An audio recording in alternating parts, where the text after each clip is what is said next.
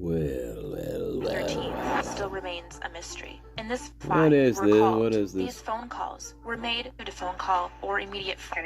Kim mentioned to me. Welcome, Lola. Welcome back to another show. Who do we have? Of course, Lynn Champagne. Welcome, Lynn Champagne. Dame Deb, welcome. Queen of the Dame Bees. Oh, lovely. I caught you naked, eh? Well, isn't that nice? All right. Well.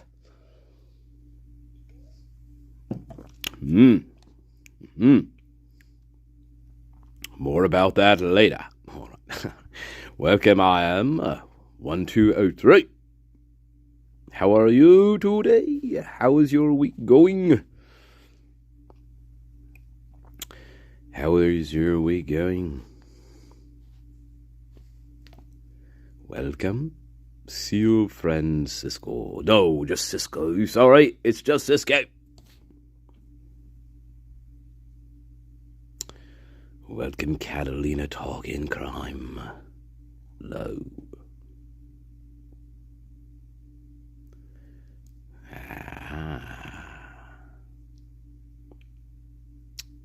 It is almost Friday. That's a good thing. Welcome, White Rabbit. You know what we must do. Good evening. Good evening. Good evening. Shoveling is not fun, Lynn Champagne. It's not fun. Every time I go in an environment that's like, I don't want to do this, I want to come back into an environment that has like an impossible fireside scene to it. You know, that's what I want.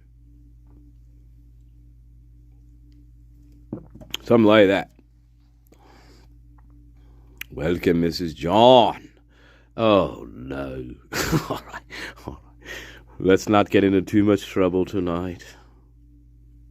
We have to save that.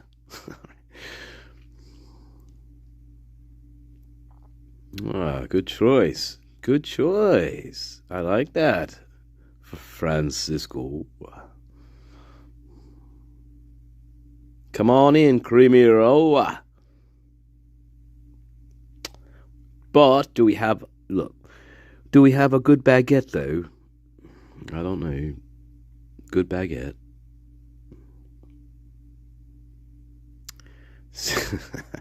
Oh, my God. Oh, Lord. We already starting it. We already starting it. All right, get it.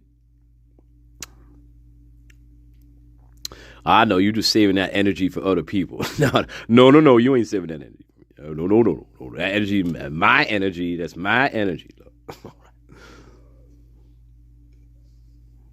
It's my energy. 6 inches. All right. Well, listen.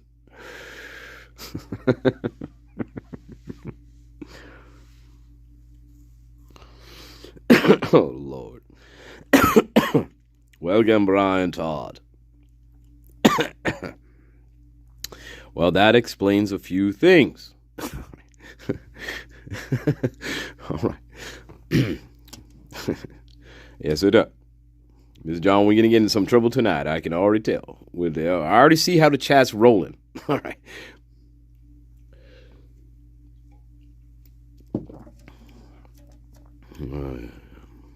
All right, I know. Hey, sometimes the songs are too obvious, though. But that's a good one.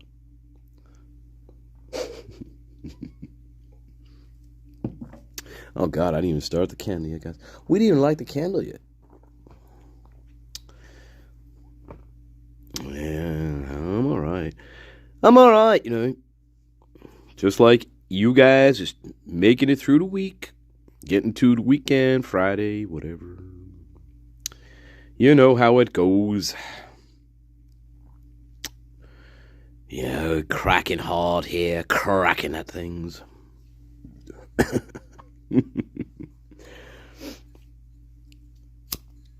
cracking. Lighting candles is difficult work. If they light, that is. No, there we go. All right. Good. That means the doorway is open now, of course. The doorway is open. The doorway is open. You bought with your own cash. Do you remember the first 45? You remember who the band or singer band was? Who is the singer or band?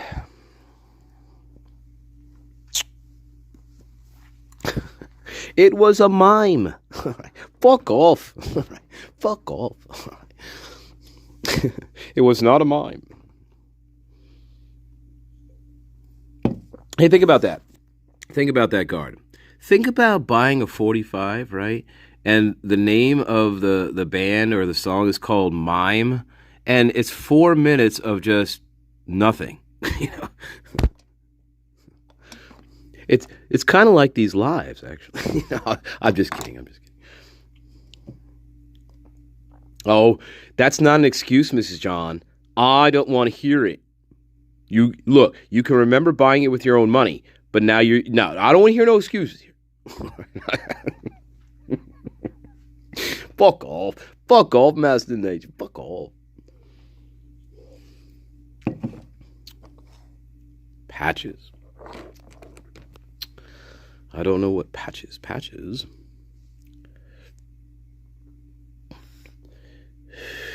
Firearms. You got crippled by a garage door? Oh my God. Yeah. Damn. When you were 7? Damn. Wow. Jeez. What happened? Hey, what are we talking about? Where did firearms come in here? I don't know. Where do the firearms come in? I don't fucking know.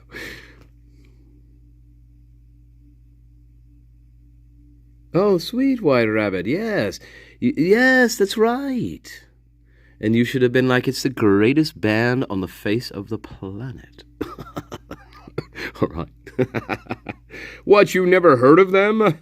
You asshole. And then you give him the link, and he's like, oh, wow, this is really cool. I should give you a raise. That's how it should go. That's how it should go, actually. But the shit never goes like that. It should go like that.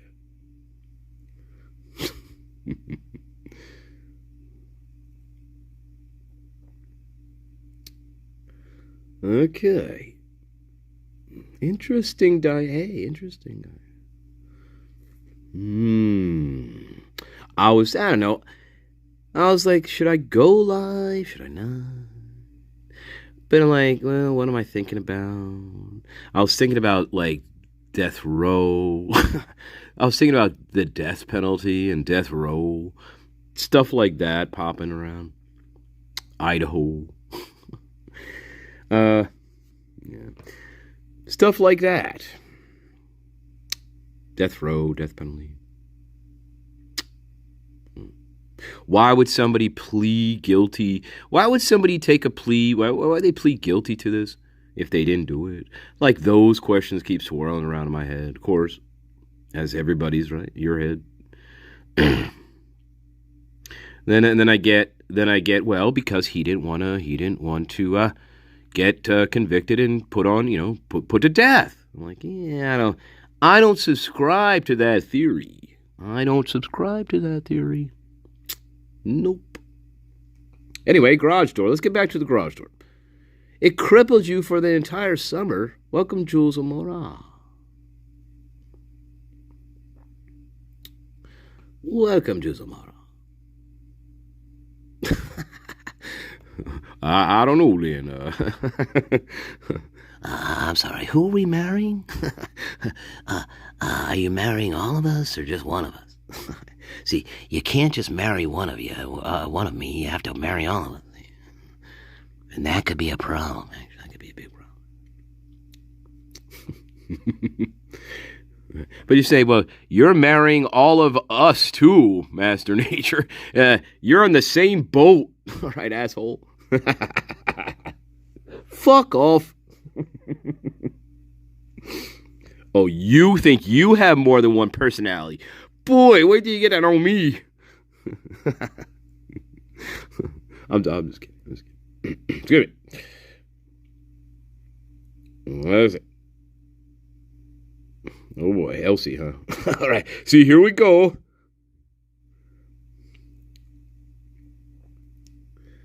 Elsie. Oh, and the garage door came down on your pelvis. Mrs. John. Oh my God. What the hell's going on? Jesus. Was it accidental, or did somebody just slam it on you? I hope it was accidental. Like, hey, just lay under this garage door for a minute, all right? I want to see something. All right. I hope that didn't happen.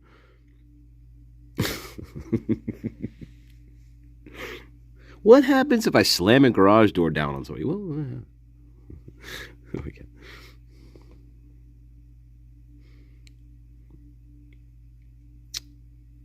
Oh, God. What? Yeah, no, Lynn, you will not. You will not. You will not.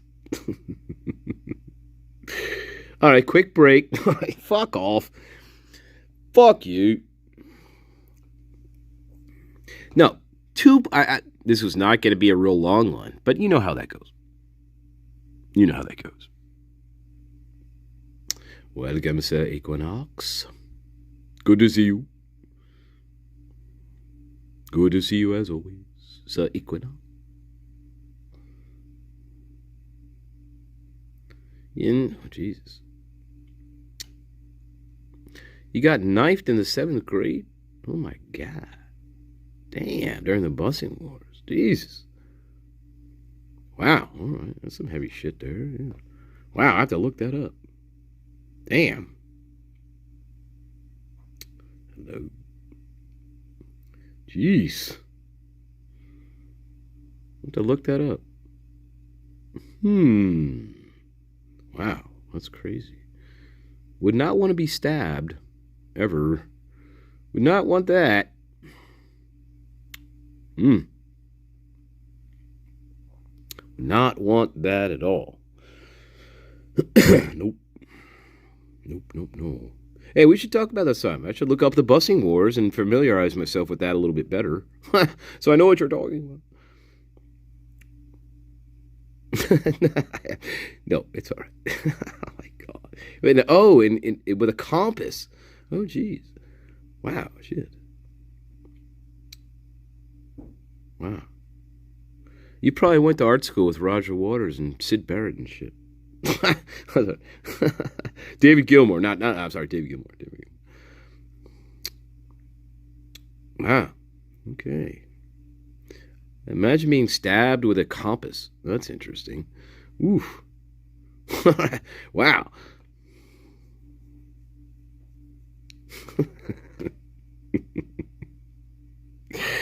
Yeah, I'm still not sure where my kids are. They're hiding out in a bar somewhere, and it's not Mankato. At first I thought it was Mankato, but it's not Mankato. It's that other fucking town that I can't remember.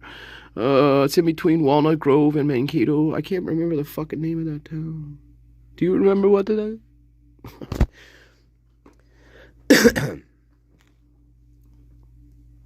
But anyway, my kids are hanging out under there and under the steps of the saloon. I think they're there under the steps of the saloon, yeah. Well, that's how it was back in 1881 in Minnesota. We hung out, we hid, whenever we ran away from home, we went to a saloon and we hid out under the fucking steps of a saloon. All right.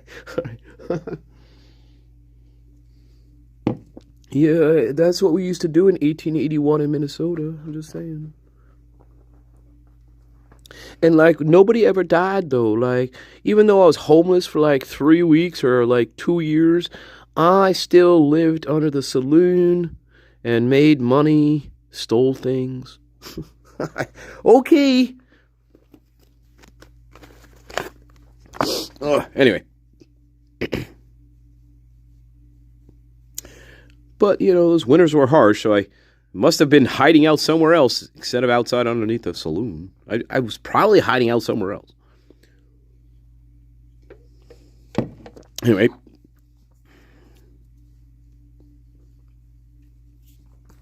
Oh, they escaped, but they're hiding out under the saloon. I have to go and get them somehow. Ashley! All right, guy. Quick break. I want to get into at least one thing. And then, I don't know. Maybe we could do the cards if you want to do the cards. This wasn't going to be a heavy-hitting fucking live tonight. Just thought we'd do a little something. So, I want to show you a piece, but then we can do whatever you want after that, love. But I was thinking about the death penalty and death row in Idaho. I was thinking about that. The last execution in Idaho was in 2012.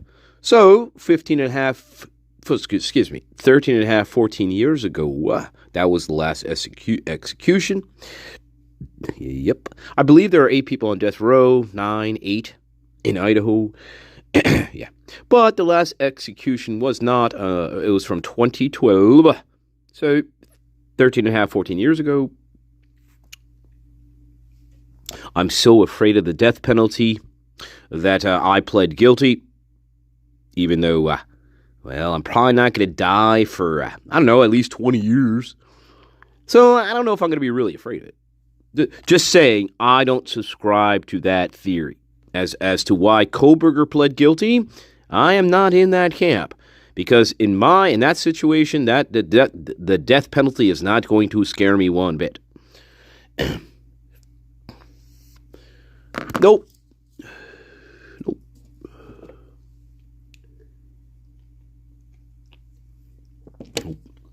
Plus, look, a lot can happen in 20 years, guys. A lot can happen in 20 years to laws. So, I'll take my chances. I'll take my chances on the death penalty. I'll take my fucking chances on it. Remember, we've talked about this before. If you're Brian Kohberger, regardless of whether or not he whatever, you are going to go to trial. We've talked about this before. It doesn't matter. Logically, reasonably, you are going to go to trial. You are. You're going to go to trial. And, being a defense, being a PhD criminology student, right? And we get through law like that. Well, the odds, believe it or not, can be in your favor. Actually, it can be. So, regardless, the point is, if you're in this situation, my opinion is you have to go to trial. Regardless of whether or not you are a monster, it's irregardless of that. Regardless of that. There is no irregardless. But regardless of that.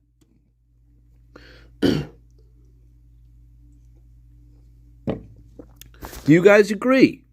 Would you not have gone to trial anyway? That's my point. It doesn't matter. You still have to make those fucking cocksuckers prove that you did this. And obviously, they didn't. Look what they had. So, you're going to go to trial. There's no doubt. So then we go to then we go to the next questions, right? Well, then why did he plead? Why did Ann Taylor, what did she do in this? What was her role in instigating this plea deal? Then we go to those questions again, over and over and over again. It's like a song, right? We play over and over and over again. But the point, I was thinking about the death penalty. I was thinking about death row in Idaho. Look, there has been an execution in 14 years. I think he's okay for a while. You know what I'm saying? If I'm going to do this, I think I'm going to be all right for a while. I'm not going to be worried about being put to death anytime soon. No. I wouldn't be worried about it. I mean, plus I'd probably have better accommodations. I mean, I'd be away from most everybody else who are pissing me off and, harassing me or whatever they're doing. So actually, I would quite prefer that. I'd prefer the solitude. Right? Yeah, that's true, Lynn Champagne. You got other people in front of you as well. That's a great point. That's a very good point. You have other people in line, all right? And that's going to take a little while. Yeah.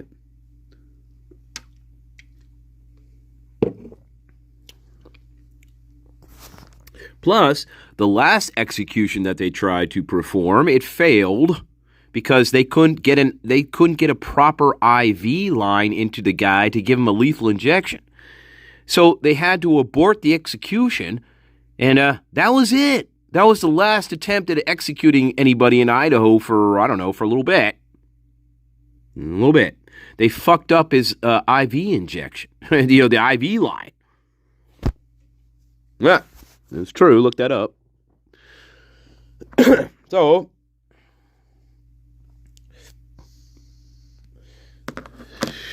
I mean, can you imagine that? Imagine that, guys. This is really weird. Imagine that you're gonna be put to death in like a couple minutes with a lethal injection, and they can't get a proper IV line into you. What are you thinking in that moment? Like you're on the table or whatever, and you're like, okay, here we go. Bye-bye. Whatever's going through your head.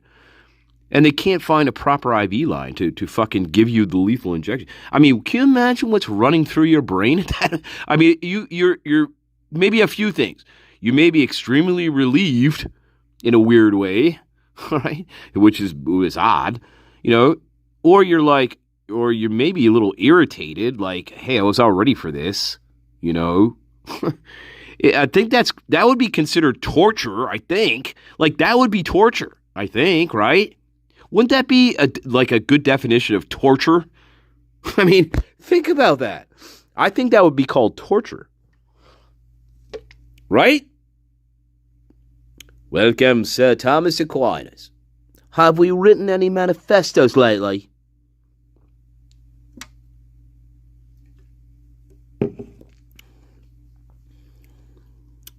No. But that would be considered. I would file. I'd be like, they just put me through torture. All right. I was all prepared to fucking die, and then they say, well, no, wait a minute. Now I have to go through this all over again. All right.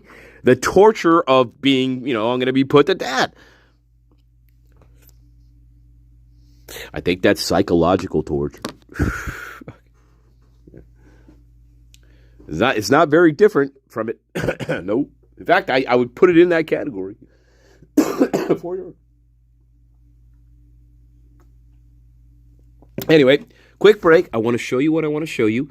Hey, if you guys want to do the cards, we'll ask some questions of the cards, okay? Freeform Thursday, love. Freeform Thursday. Okay? No real agenda tonight. Just hanging out, right? Welcome. What the hell? Your doggy is still winning, I hope.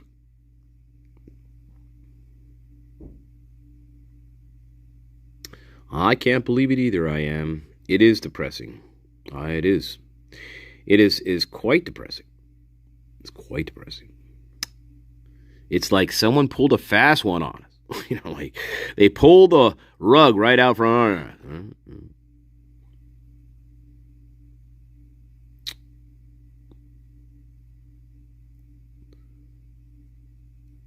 Oh, she's not winning? She was winning. Well, how far off is she?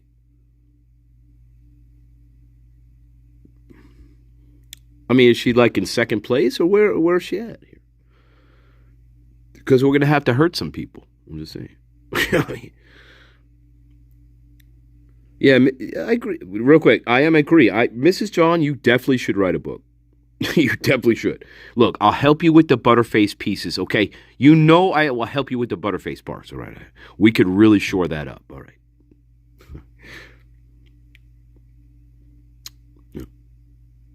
Just if when you do that, just call on me for the butter pieces, and then we'll.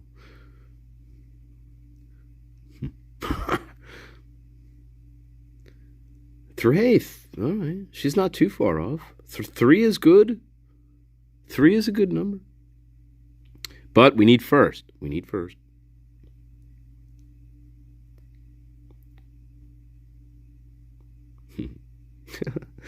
Yes, indeed, Thomas. We will.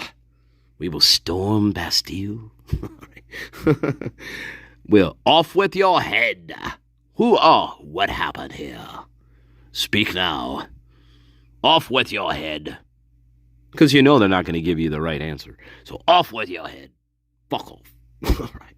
This is Bastille Day for Littles. He should win, or it's Bastille Day for all you people.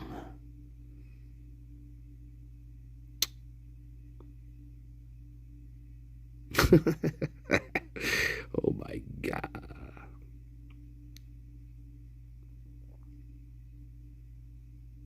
Hey, it's not over yet. How many hours are left? 7? It's not over yet. 7 hours or so? 8 hours?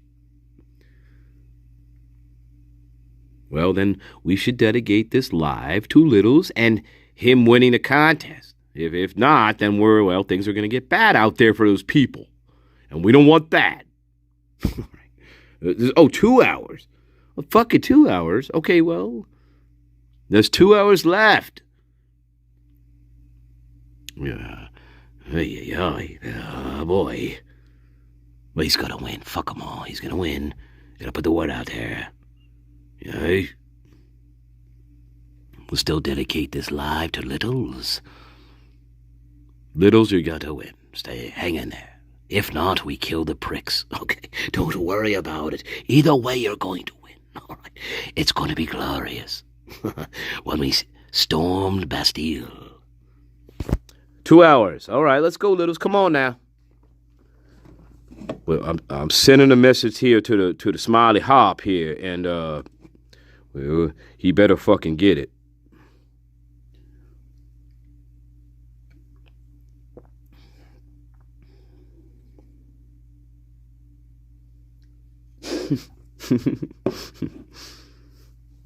And there you go.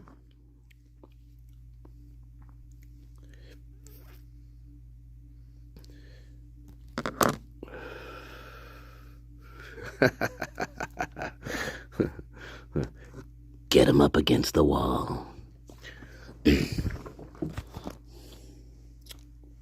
Hammer. Hammer and hammer.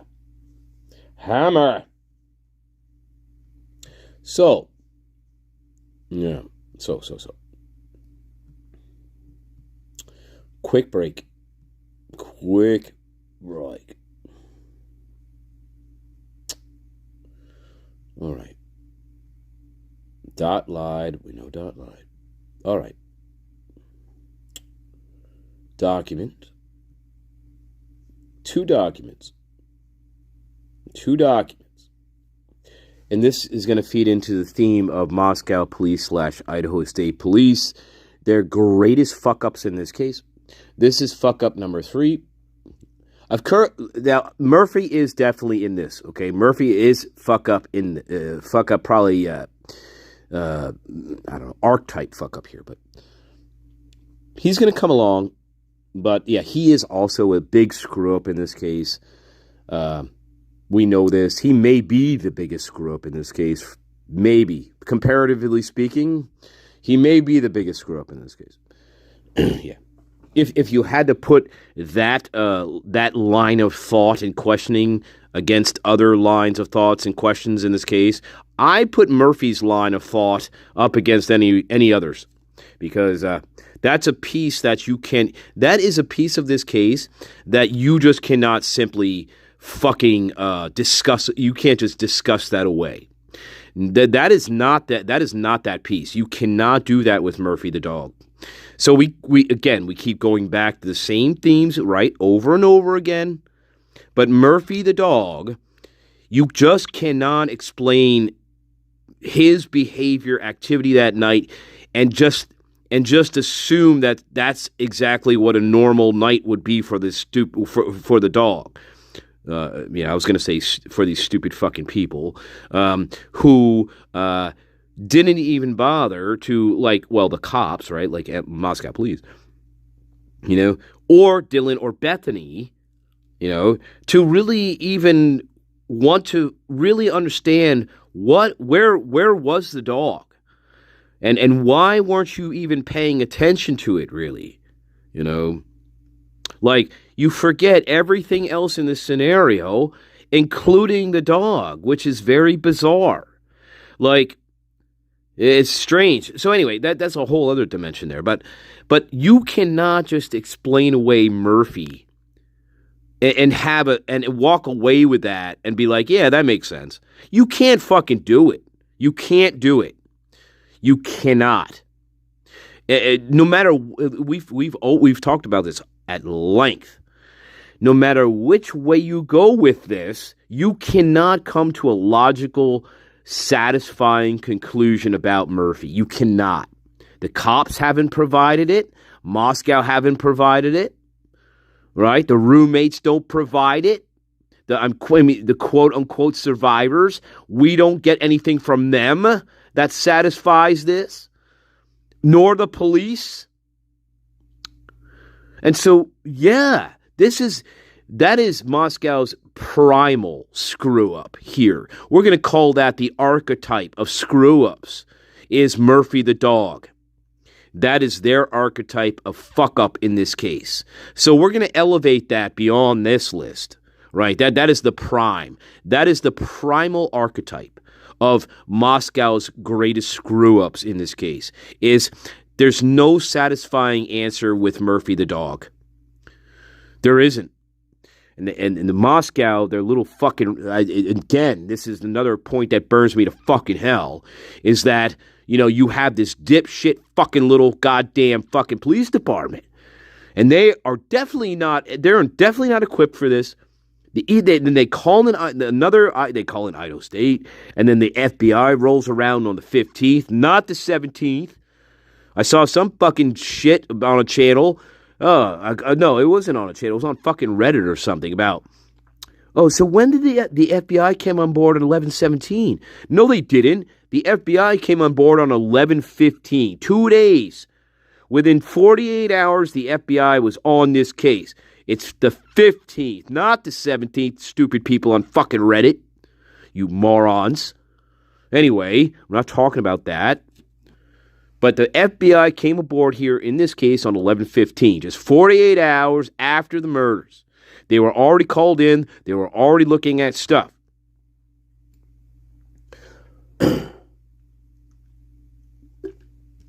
Yeah. That's how quickly it jumped from Moscow to Idaho State Police, their jurisdiction and their work, to the FBI within 48 hours. Jump. So yeah, there you go. That's point number fucking one here. I don't know, against whatever we're talking about.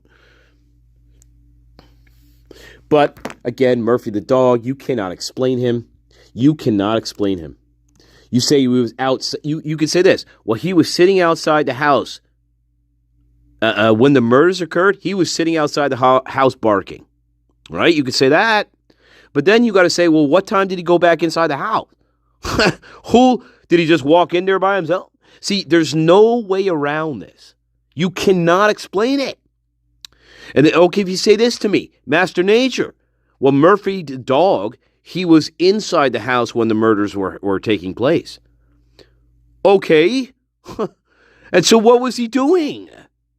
He was just sitting on Kaylee's bed when everybody's getting fucking slaughtered?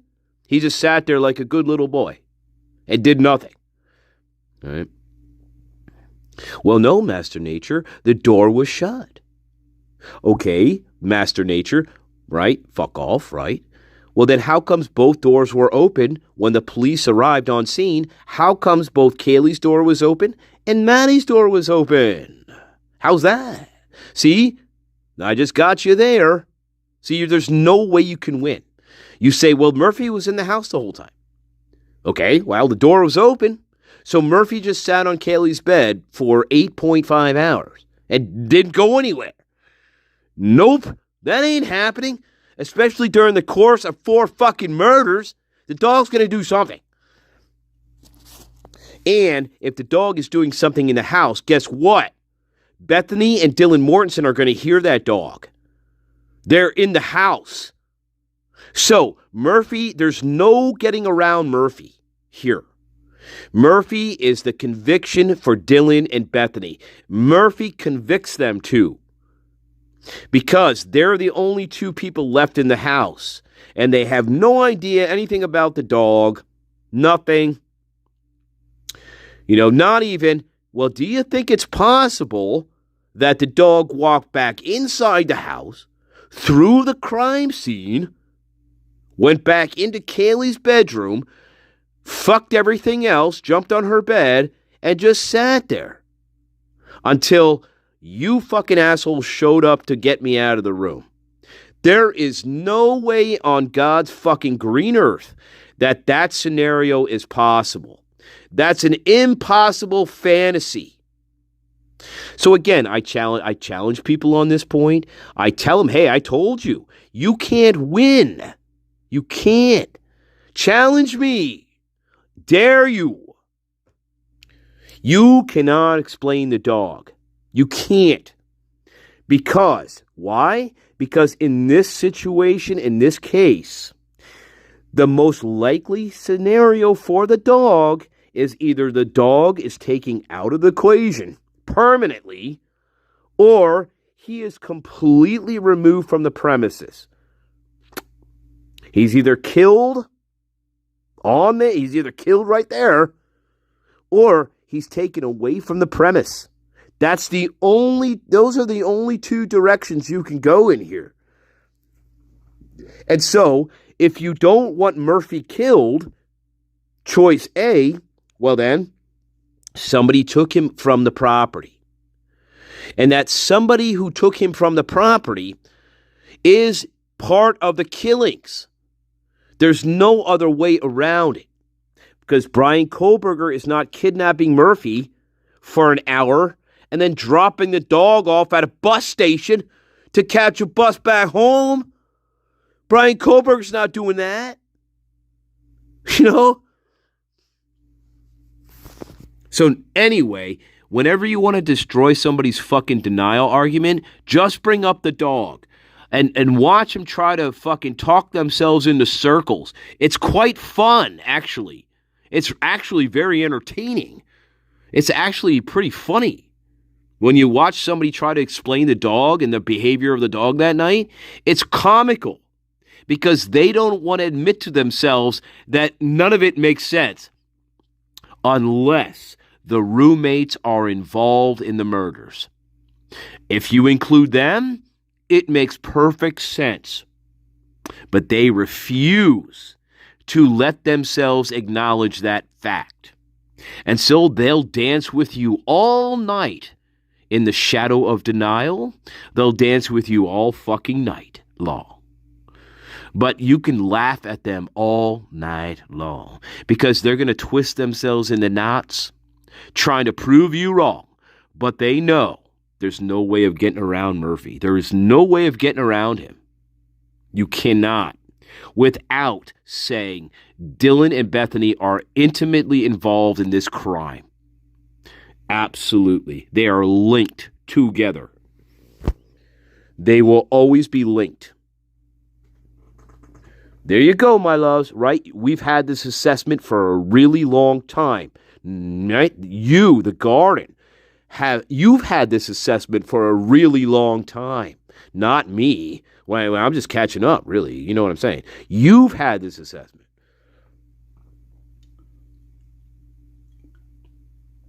So, that is one of the, again, this is one of the key dynamics. This is one of the keys to the case. Always will be, always was, and always will be.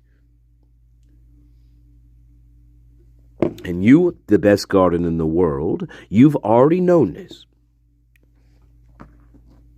Welcome, Laura.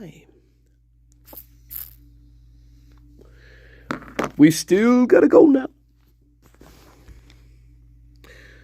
But anyway, so what was the point? The point was, I still want to show you a screw up.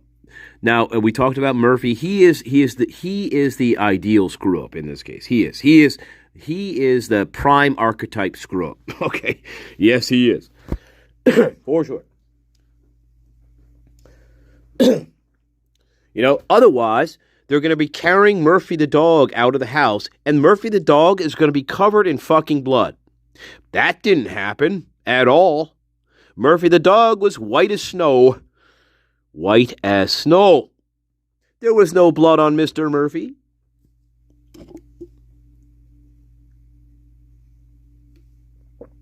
Right? No blood on Mr. Murphy. All the doors are wide open. He can go wherever he wants. He can try to go downstairs to find the humans, that are still alive. He knows they're alive. He could sense them down there. He's a dog. He's not stupid. Right? He knows. The dog is quite aware of his environment. He's quite aware of it. And, again, we talked about this. Dogs are very good at smelling blood. They're like little wolves. So they'll smell blood a mile away. But he doesn't leave the room. He sits on Kaylee's bed. Doesn't move a muscle. Doesn't go anywhere. No, that is not happening. I'm sorry, people on planet fucking, Naboko, all right, or where the fuck you came from. That is not happening on my planet. I don't know. I don't care what you think. You are on planet fucking Boko somewhere, baby. You are on deluded land.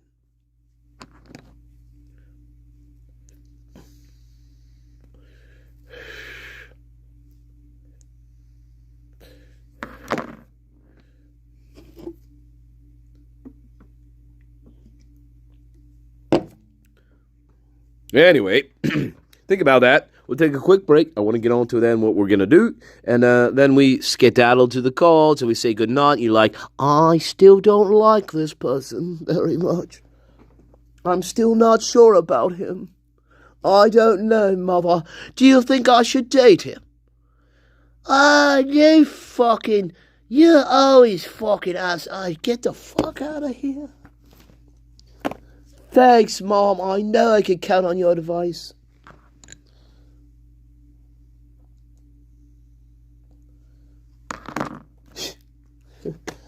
Fuck off, Mom. Now I'm going to the Rolling Stones show. Fuck you. All right. There we go. All right.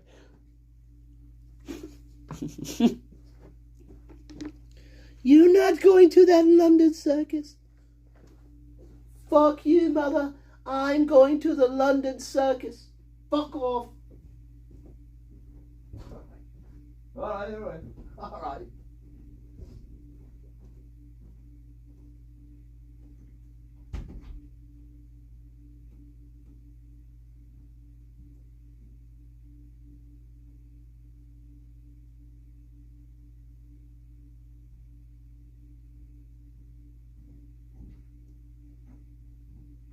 Fuck yeah, I saw the Rolling Stones in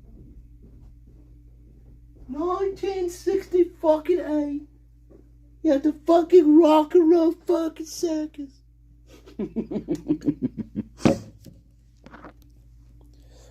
Fucking, it was a fuck off. Fuck off.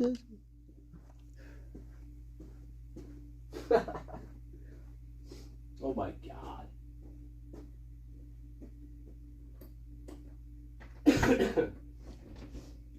Just a quick one, huh? Just a quick one. Just a quick one.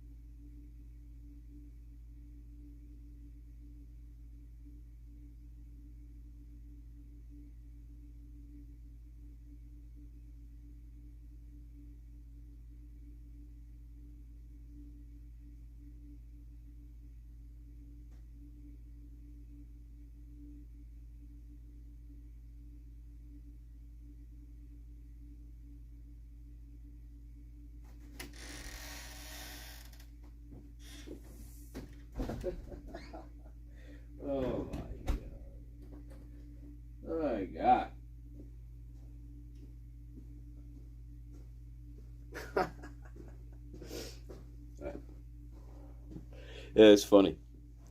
It's funny. It's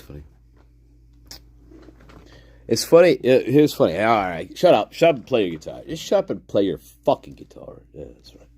Shut up and play your guitar. Hey. Yeah, I don't know. All right. What? Well, yeah, what, asshole? Well, I was gonna do that, but all right. Let's check this out though, real quick. All right.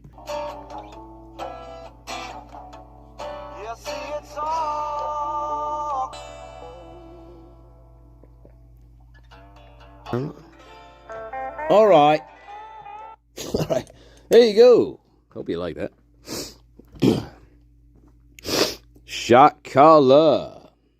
Somebody's been paying attention. It's an odd interview. That's an odd, great point. That's an odd part of Bethany Funk's interview.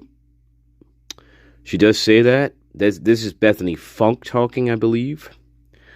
Yeah, this is not Dylan Mortensen. This is Bethany Funk's interview. It's true. She says, Kaylee had a shock collar for Murphy, and sometimes she'd use that shock collar on him, which is very odd. That's a great point out there. You guys are paying attention. Because you think to yourself, wait a minute, would Kaylee use a shock collar on the fucking dog? I always found that hard to believe. So that's a great point, guys. It's a great point, Garden here. I've always found that hard to believe. Kaylee would use a shock collar on Murphy. Very highly. I'll doubt that for a long time. I don't know about that. I don't think she was cruel. I don't think Kaylee was cruel to the dog. That is cruel.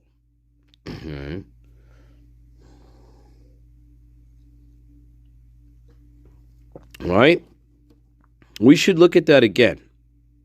Welcome, Clue Smith. Always good to see you. Always. Glad you are here. Glad you are here. Of course. I mean, hey, you could look at it a couple ways here. I mean, you could, on one hand, it's cruel. We know this. On one hand, it's cruelty, of course, right? On another hand, though, you could say, well, no, there may be some laziness there. We're not really trying to. That's there. He is a puppy, right? He's 8 months old. The dog's 8 months old, so he's a puppy. He's still a puppy.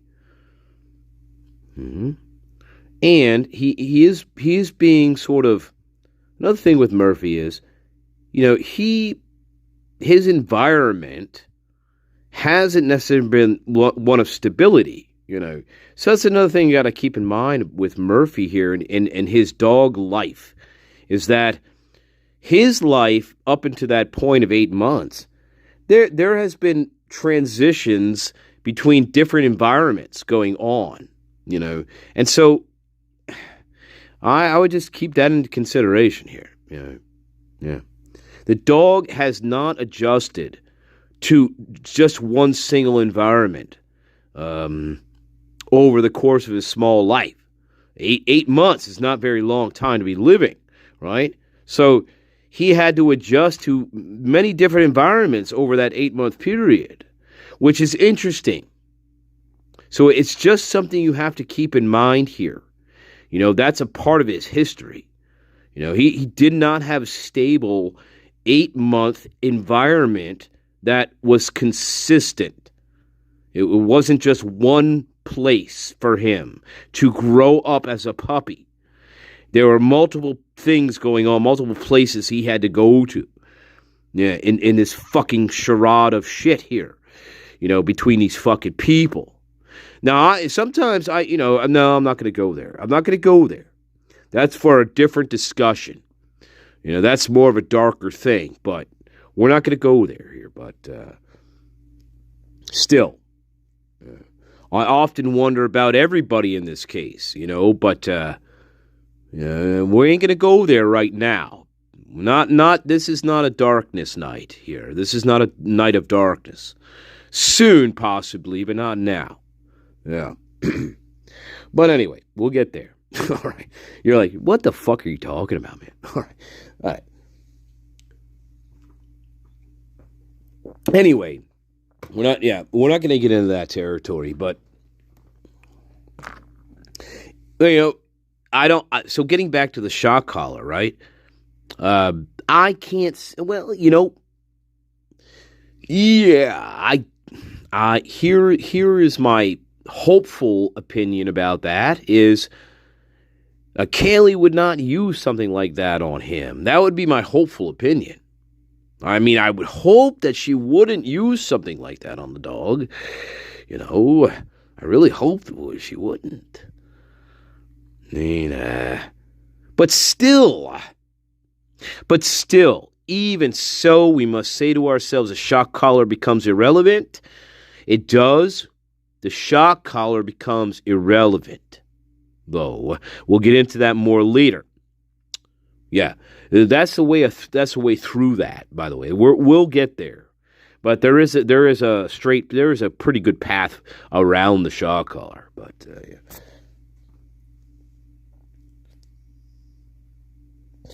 yeah. Well, maybe not. That may be a little bit. But still, you're not going to. I don't know. That's a stretch. You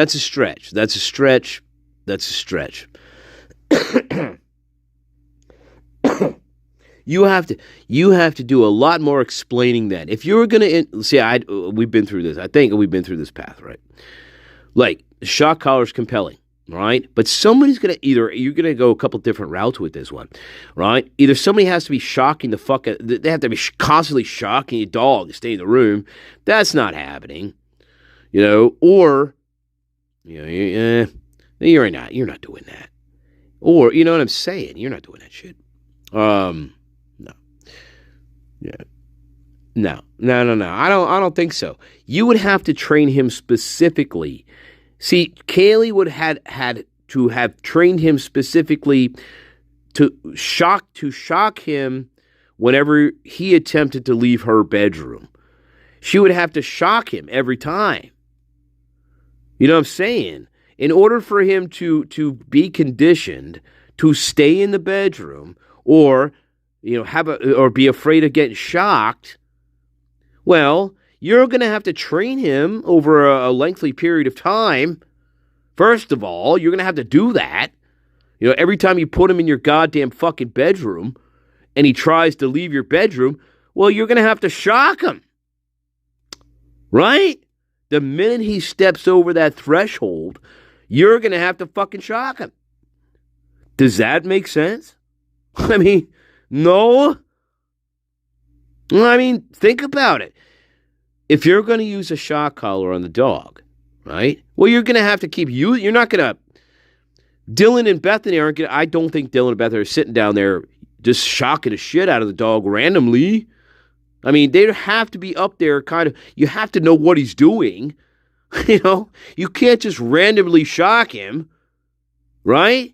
You have to know he's in the bedroom. You're going to have to already know that. So, if that's the case, then you're guilty. You're part of the crime. So there's that avenue. Bye-bye. Right? Or somehow Kaylee trained Murphy over the course of, 3.5 months to shock the shit out of him before he left her bedroom so he wouldn't leave without, I don't know what. Saying, oh, it's okay for you to leave the bedroom? I mean, come on. I think that's pretty ludicrous.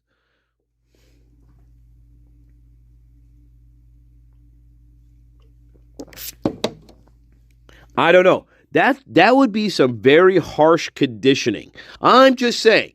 I mean, imagine that. You want the dog to stay in the room, right? Or you're going to shock him, right? Or he knows that. Well, guess what, though?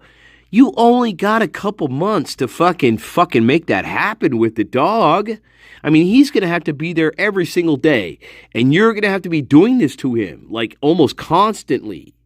In order for him to learn, you can't leave this bedroom or else something bad is going to happen to you.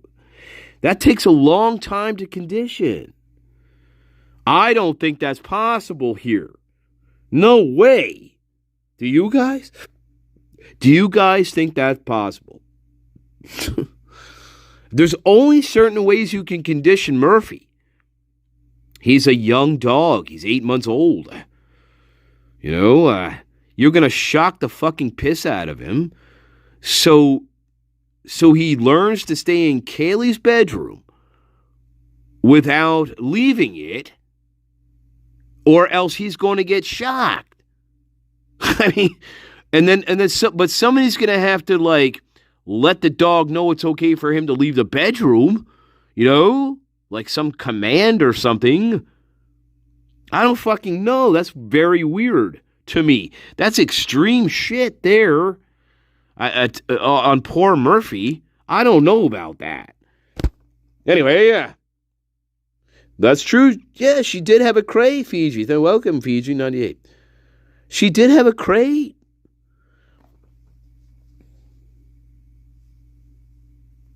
So that's a great point. That's a great point.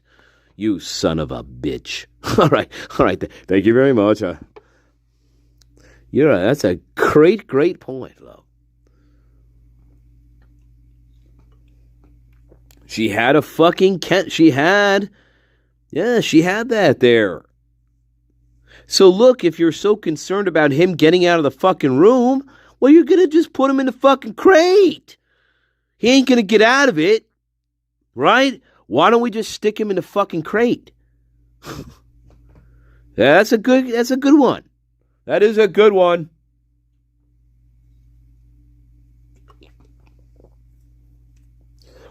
That's a good one. Well, let me think about this. Look, that's a great point. Because guess why? Guess why? Because that's where we should have found him then. We should have found him in the crate. All right? Behind the crate. In the crate. He can't get out of it. That's where we should have found him then. Right? Right. Because why? Because here's the story then. Kaylee gets ready to go to bed. Before she goes to bed, she puts Murphy in the crate. Right? She locks the crate. He can't get out. Right?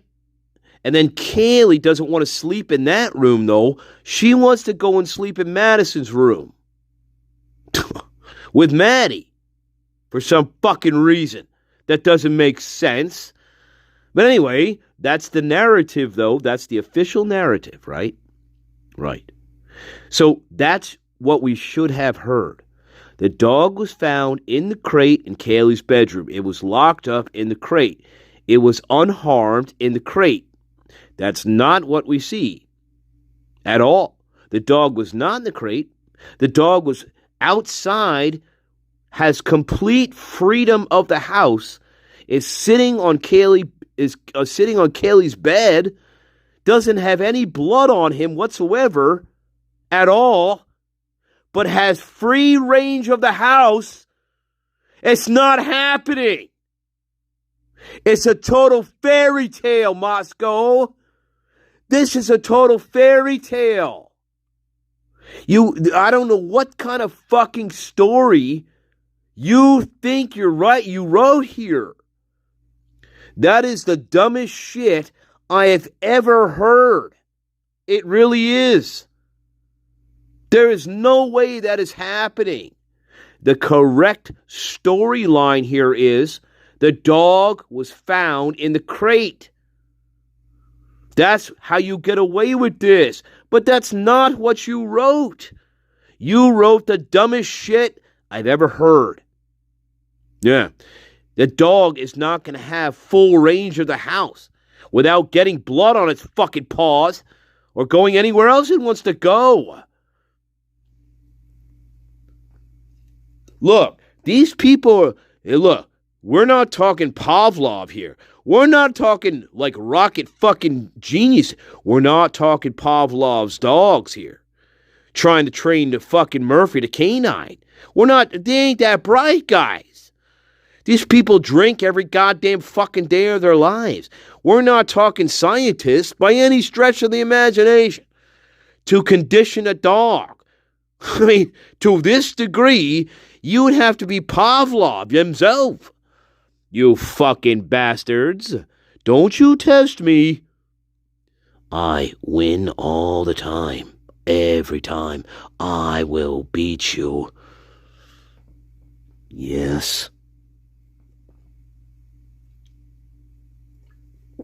I told you. When we think of these issues, this is where we go. When we think of these problems in the case, this is where we go. That's right. To the fucking logic of it. And if the logic of it doesn't make any fucking sense, well, you have your answer then. It's not very difficult beyond that point.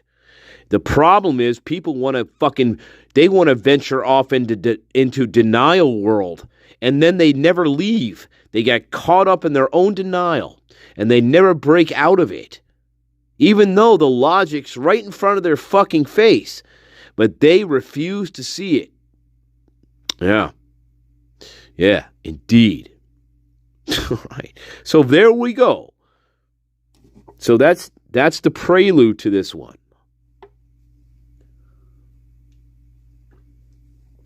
Hey, Gordon, I love you, Gordon. I love you, my babies. Hey, you my babies. Welcome, Tara Lynn. Don't you be wrecking no coconuts tonight. Look, I caught you wrecking some coconuts, baby, and I'm not sure about that. No, I'm just saying, the coconuts, we can kind of hide them away for a little while. That's all right. I love you. You're the greatest garden in the entire universe. That's right. Welcome, Snowpiercer. Welcome, Snowpiercer. You know, every time, I have a confession to make. Every time I see Snowpiercer's name, you know what I think about? I think about like a Tibetan scene where there's all this snow coming down, and we're in Tibet, and I'm I don't know, venturing out into the snow, and in the backdrop of all this beautiful fucking these beautiful Tibetan architecture, temples and shit like that. I'm like, that's Snowpiercer. That's my confession here. Somewhere in Tibet, Snowpiercer, I don't know. Anyway, that's where your name takes me. It takes me to Tibet. I'm like, I've never been there. All right.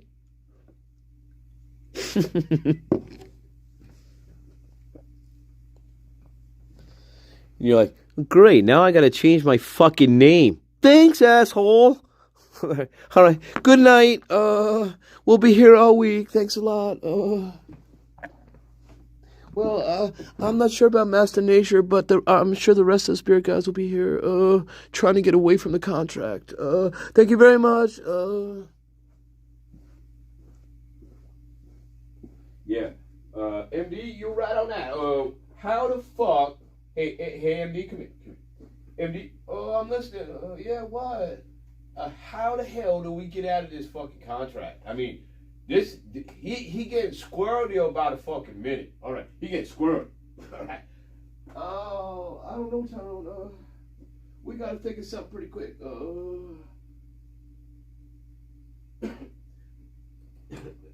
Excuse me. Yeah, you smoke too much at bingo, Tyrone. That's why you cough all the time. And, well, you don't listen to anybody.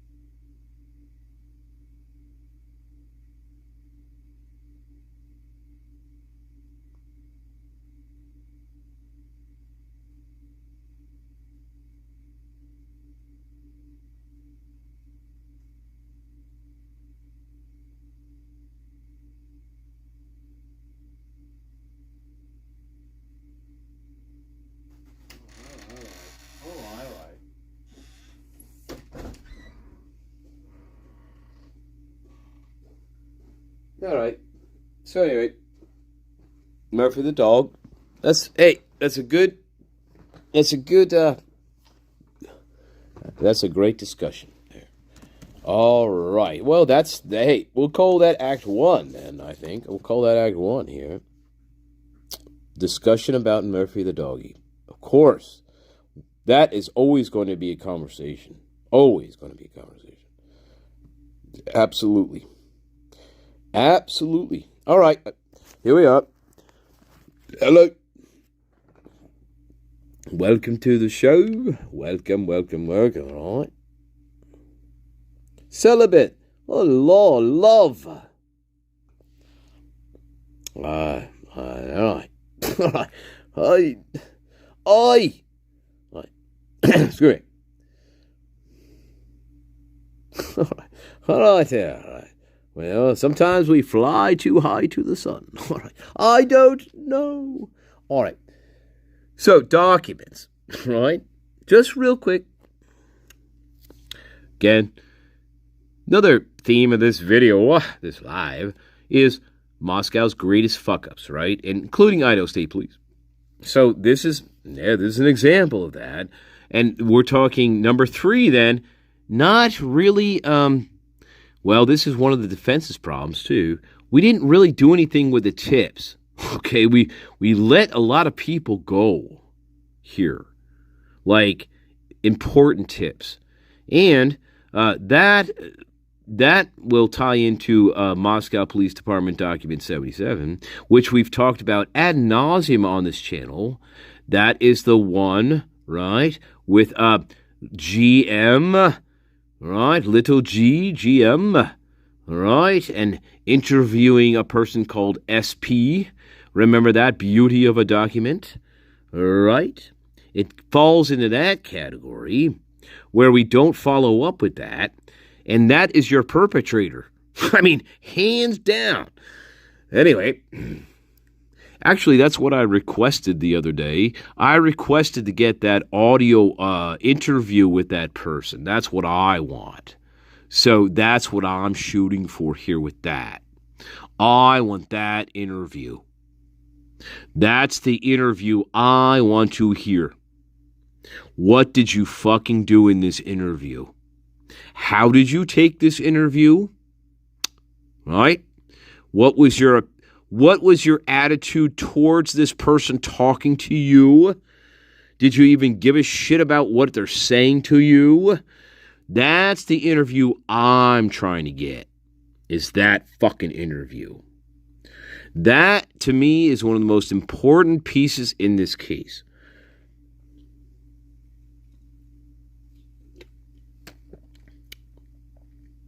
Fucking little G. GM. SP was interviewed, right? We talked about his mom. We talked about family members, family friends. We talked about his behaviors, right? What he'd like to do and what he showed this person, right? This person that this SP was describing, he would fit your entire profile. And so I need to hear that interview and what is going on with fucking GM. That is one piece to this that has always bothered me. Always. Because when we get to that document again, Brett Payne took that document and Brett Payne took that interview. And Brett Payne, he didn't do anything with it until his report was put in, which was put in like 2 weeks after Brian Koberger was already arrested. And that bothers me a great deal in this case. Because in the hoopla of getting Mr. Koberger, right, we didn't bother to follow up with this fucking tip. And this is the person who would fit your profile to a fucking T. He's young. He's a young man. He's 19 or 18 years old. He has hatreds toward women. He knows where Maddie Mogan and he knows where Xana fucking Kernodle work. He's been in the restaurant where they work. He's even argued with them in the restaurant where they work. Yeah, right. Okay, that's one. So he knows who they are. Right? We always hear about a stalker in this fucking case. Well, guess what? You got your stalker. You got him right there. Because it gets even worse from that point forward. We're talking about following them, okay, and getting into their house and being in their house for a period of time without them even knowing about it, right? And we have a quote from SP that GM told him that they had no idea that I was there and I could have done whatever I wanted. That's a direct quote. Yeah. So, what did you do with this guy? Moscow? You didn't do anything with this guy. This is like this is your perfect suspect. Perfect. He fits every criteria. He's already been in the house. He's already stalked two of them. Right? His mother verbally abuses the fucking shit out of him. He goes on very long walks at night and doesn't come back until the very early morning. Where does he go on these walks? He goes up to the college. That's where he goes on these walks. When his mother fucking goes off on him. That's what he does. This fits the profile of the killer. And that's why I want that so desperately. Number 77 will always be something that you cannot rule out. Not rule out at all. Nope. And I don't think they interviewed this person. I don't think they did anything with this person. I could be wrong. But I don't see, I've read through the documents. I don't remember an interview with anybody that fit GM's description from between 18 and 19 years old. I have not, maybe I missed that document. I don't see any follow-up interview with this person. I could have missed a garden. But and maybe I did. If I did, please correct me. But yeah, this if there's no follow-up with somebody like this, which I don't believe there was, to be honest with you, I still can't find the document. There might be. That's a big fucking problem. Big fucking problem. Big problem. Because that interview, that you are telling the cops, you are giving them the profile of somebody who could commit this crime. You are giving them the profile. And whether or not you're making it up, it's doubtful, because that would be the profile of somebody who could commit these murders. And so you have to, because that is a goddamn good interpretation of the profile. That is a good fucking profile of somebody who would do this. And that fits a lot of characteristics here. And so you got to take this one really seriously. Very seriously, this one. Whether or not this guy's lying to you, maybe. But if he's lying to you, then you have to look at this guy. Because this guy then is giving you the profile of the murderer. And he's got a good idea then of what's going on. You've got to take this interview very seriously here. Number 77. And that's the one I'm getting. I want that. That's my request. I want to give me everything you got with 77. Give it to me, you fucking punks. Remember, what's my name? Screaming Stanley, baby. Hey, people can piss off and get whatever they want, but what I want is 77. That's my want. You can fuck off on audio all day, all fucking night. You can fuck off on that. But I want to fuck off on number 77. I want to fuck off on that. I want to get that audio fucking interview, and I'm going to fuck off on that every night. Because I know that's going to be a fucking interesting one. That audio interview is going to be fucking interesting. Of how they tried to paint that picture. Yeah, I want everything to do with 77. In Moscow Police Department documents, 77, I want everything related to that. Give it to me. Give it to me, Moscow. I want everything you got on that. Give it to me. I'll fucking curse you. All right, I put my request in, babies. That was the request. You give me everything you got on that. Whatever it costs, okay? Yeah, $500, fine. I'll give you $500. I got $500, fucking whatever. But I want 77. Yeah. Fuck you and the rest of it.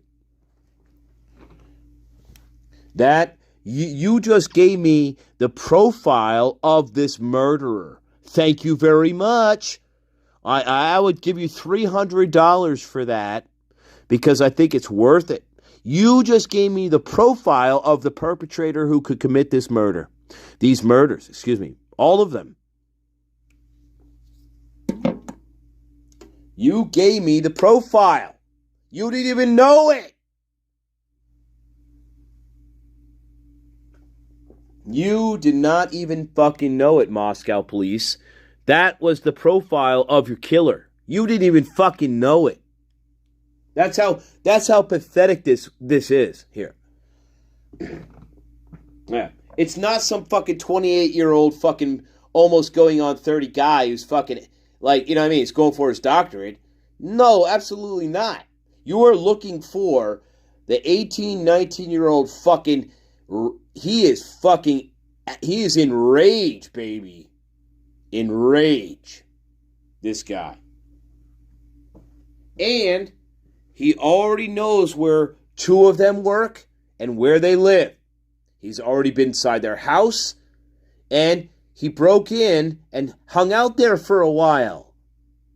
You know, that's pretty, there you go. He doesn't like them, all right? He doesn't like them. And he has a large collection of knives. Yeah. So, I mean, you got all the elements there of your murderer. I'm just saying. They're all there. They're all there.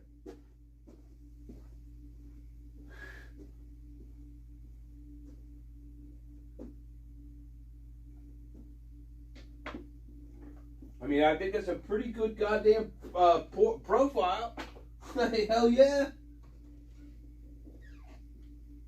Man, I'll take that every day of the fucking week, baby. Holy shit. If I heard that, I'd take that every day of the week. Oh my God. Hell yeah.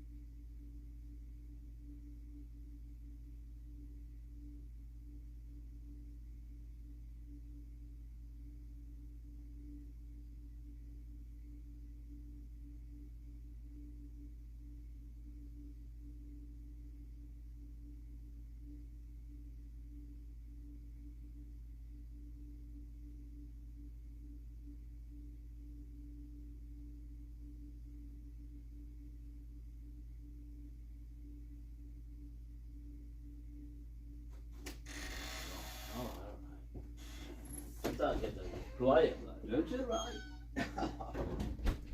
Sometimes they get it, sometimes they don't, right? It's like, well, you get it, but you don't get it, right? I know, Gato, isn't it crazy? I know it is, but now you want to talk. Oh, you're off the fucking juice tonight. You're off the fucking juice. Oh, now you're detoxing. Oh, I don't want to hear it. But don't you run at me, all right?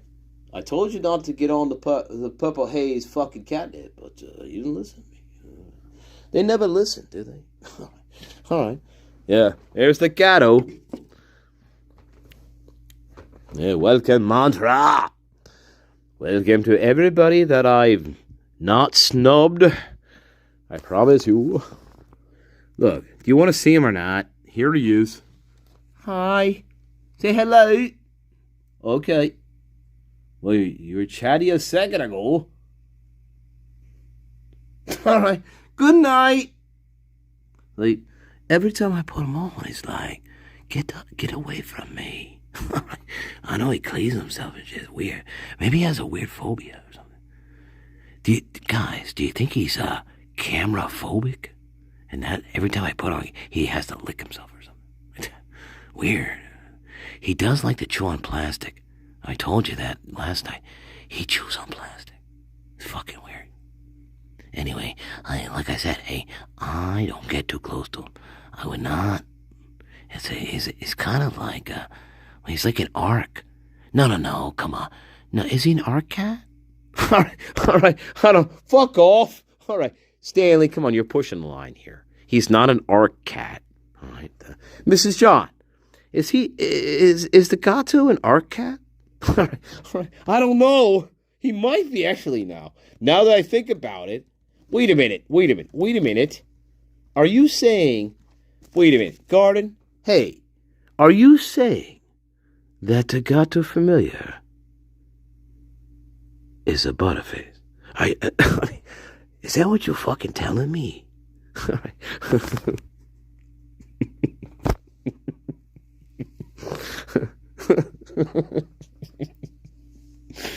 Oh my God.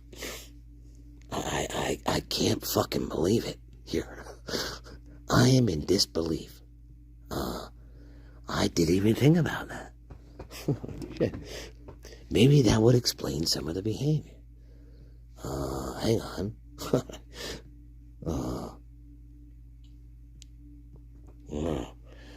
That's really weird. Oh my God. I don't know what to say. I really don't. Stanley, I think you're crossing a line. And the gato is just the gato. He's the gato familiar. No, he is. You can't make fun of him for this. You know, you can't. Mrs. John, can you? Okay, good. So, I had some doubts there for a second. I'm sorry, guys. Well, okay. Well, here he is. You're right. I don't know, guys. You're right, Gato. You want to talk? You all right? All right. See, no. See, look. There's something wrong with him. What's wrong with him? All right. No, he's all right. He's all right. You all right? What's going on? Yeah, what's... All right. Well, good night. Yeah, good night. All right. Well, keep licking, I guess. Oh, all right. All right. Well, take it easy. Take it easy, Jesus. All right. Yeah, all right. Good night. Good night. Good night. Oh, my God. All right. Maybe he's not a butterface. All right. He just has some weird habits. That's all it is. All right. All right. Oops. Hey, well, I was gonna maybe hook him up to like an ECT machine and try to figure out what was wrong with him, but I guess I thought maybe that was not a good approach, but yeah, he just cleaned himself. Oh, Master Nature, don't do it, please, don't. Oh, no, No. Well, this is probably because this is you, asshole. All right. Sorry, Mrs. John. I'm sorry. I'm sorry, Mrs. John. Sorry, guys. I'm sorry. I'm sorry, guys. I'm sorry. I know that's mean. I'm sorry. Somehow that has become the symbol of Butterface. I have no idea. I'm sorry, guys. Sorry. All right. Enough. I know it, love. I know, love. Yeah. Now I don't know where the fuck I was. Thank you.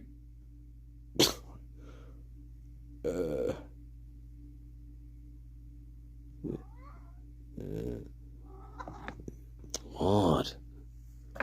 Okay. See how it goes with the gato. All right, love. Come on, baby. Get down. All right, well, he's going to be part of the live stream then. There he is. All right, well, there you are. All right, good night. All right, here we are.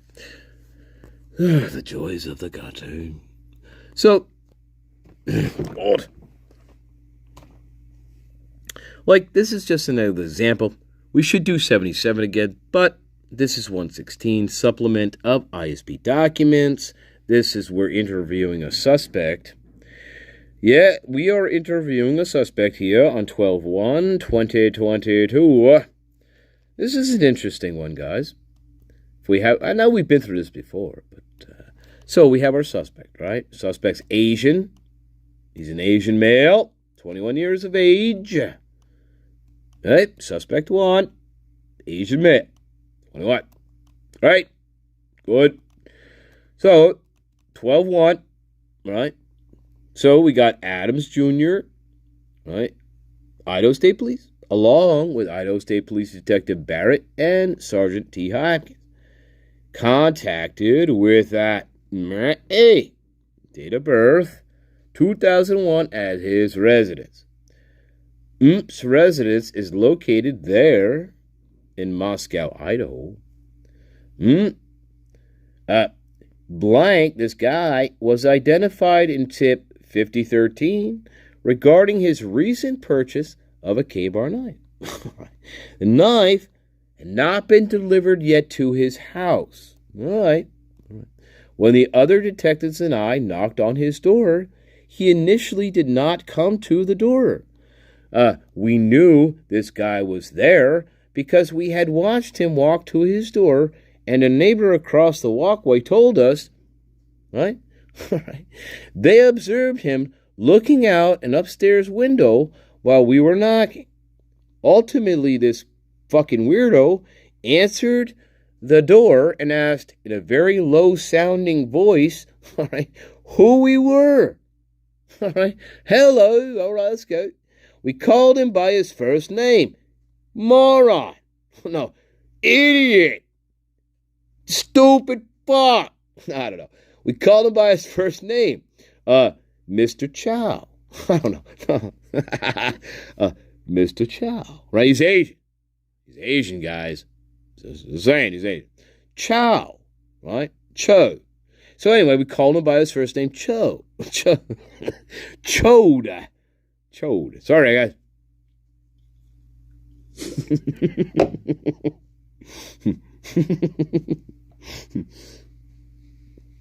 Sorry, guys. His name was Chode. I don't know. Where are we? No. We called him by his first name, Chode, and told him we needed to talk to him. He asked what we wanted to talk about. I told him we were law enforcement and asked if he was looking at us through the peephole in the door. Mr. Chode told me he was, and I showed him my ISP-issued badge through the peephole. All right. Instantly, Mr. Chode's voice changed to a higher-pitched voice. the door unlocked, and Mr. Chode invited us in. We went into the living room of the apartment. Mr. Chode was the only person there. We asked him if he knew why we were at his apartment.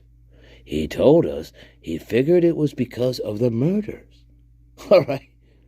Good. All right. Here we are.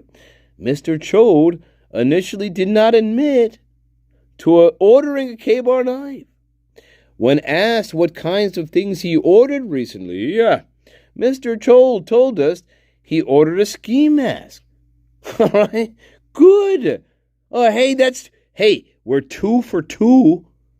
All right. Right? K-bar knife and a ski mask. We're doing good. I observed his order information on his Amazon account. Mr. Chode voluntarily provided me his phone and allowed me to look at his account. In his recent purchases was a ski mask and commercial-grade cleaning gloves. I asked if Mr. Chode had an email address, and if so, did he receive an email confirmation on the order?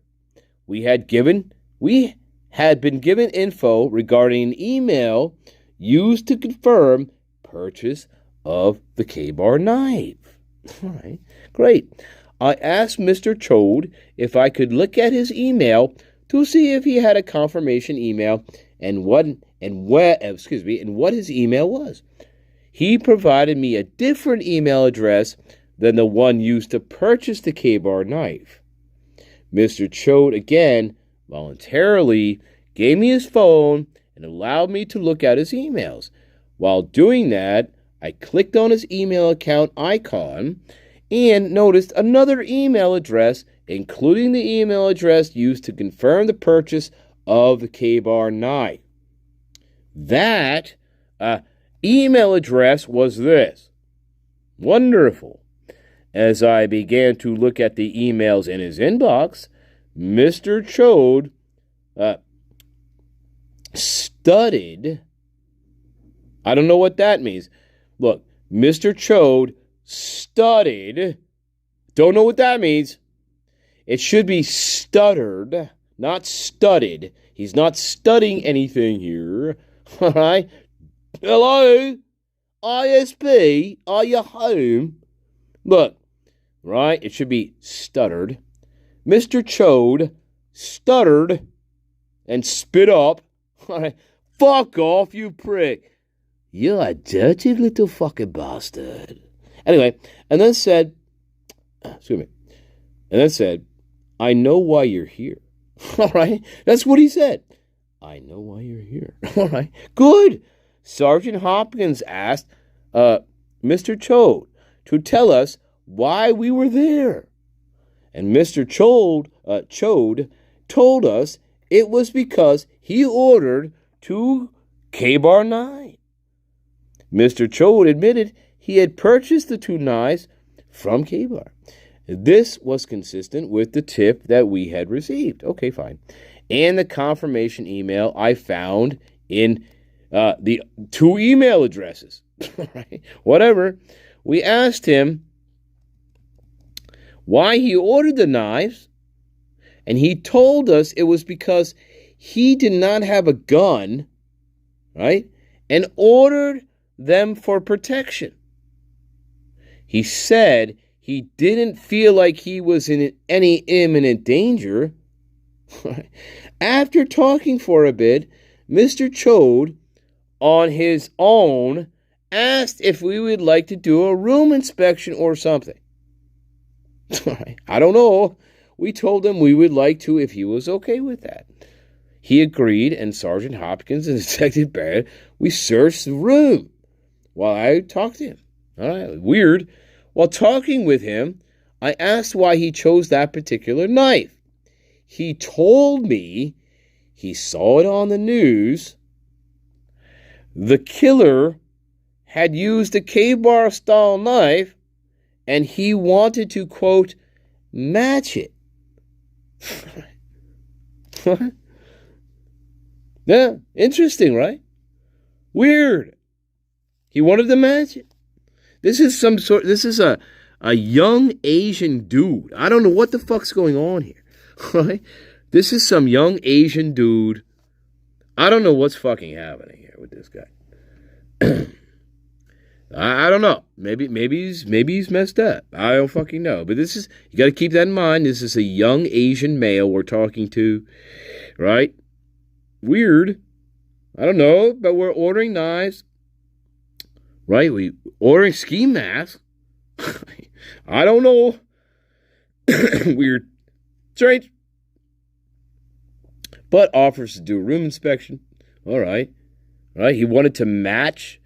He wanted to match it. After talking it through, Mr. Chode said he would have a gun instead if he knew how to buy one. Okay. I don't know. Mr. Chode appeared to realize it sounded unrealistic for him to buy a knife to match the killer if they were ever to get into a fight.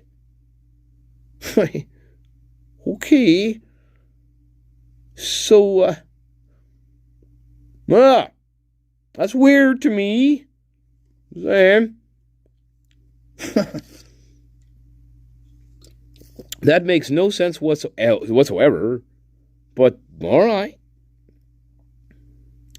So, that's really weird. That's really weird, actually, to me. So what are we saying? This young Asian guy, right? He fantasized about getting into a fight with this guy, and so he decided to buy 2 K-bar knives and a ski mask because he thought he may get into a fight with him at some point. I guess. Does that make sense? This guy sounds like a complete lunatic. He sounds like a complete lunatic. I mean, this doesn't make any sense at all. Anyway, Mr. Chole told us he did not know any of the victims or the murder that had occurred. Mr. Chode voluntarily provided, he gave a DNA sample. Okay, what'd you do with it? I seized the swab and placed them in a paper envelope. Fine. Nothing of note other than the ski mask. This cracks me up. Nothing of note other than the ski mask and commercial-grade cleaning gloves were found in the apartment. I don't know. Nothing else was seized other than the DNA sample. I don't know. That cracks me up. Every time I read that fucking line, I laugh my ass off. Anyway, there you go. That's Act 2. I hope you like that one. That's Comedy Show Supplement number, what number was that? ISP document number, fucking hell. That was number 116, baby. Hey, if you ever want to read a comedy, I suggest reading that one. That's a very good comedy to me. Holy fucking crap. Nothing was seized of importance except the ski mask that was used in the crime, except for the fucking, except for the commercial grade cleaning gloves that we found for no reason. Well, plus he has some K-bar knives on the way. And some other shit that the killer used in the crime. But I always found that document. That is supplement number 116, Idaho State Police document 116 supplement. That is a comedy of comedies. Anyway, that concludes Act 2. I hope you like Act 2, loves. Yes, we do think on this, right? We do think here, Garden, right? It's not all fun and games until we shoot our eye out, right? Or, we lose a tooth. But, what was the point of this? The point is, what do you do with somebody like that? What do you do with them? You know, but that's just an example of, you know, this is something that's credible here. And then, I don't know. There's tons of examples of like that in the documents, right? Where there are so many credible suspects here that it's mind-boggling. It really is. It's kind of but 77, baby, 77. That is my dice, baby. That is my dice. Number 77 is my dice. So I want that. You know, that's what I want. I got to hear that interview. Absolutely. That is where the real gold is. Number 77 and 7. Hey, they say Master Nature, right? What's your treasure map to this case? And I say, your treasure map, baby, is number 77. That's your treasure map, baby. That's your treasure map. Yes, it is. You know I love you. You love me. You're one of the best. You got half the best. On any given day, it's more like, well, you got a quarter of me. Yeah. Just a quarter. Imagine if you had 100% of me. Oh my God, love. We would like be a nuclear power plant. Really. We would be a nuclear power plant. No. We would go nuclear. We would go fucking nuclear. Come on, Dante. What are you waiting for?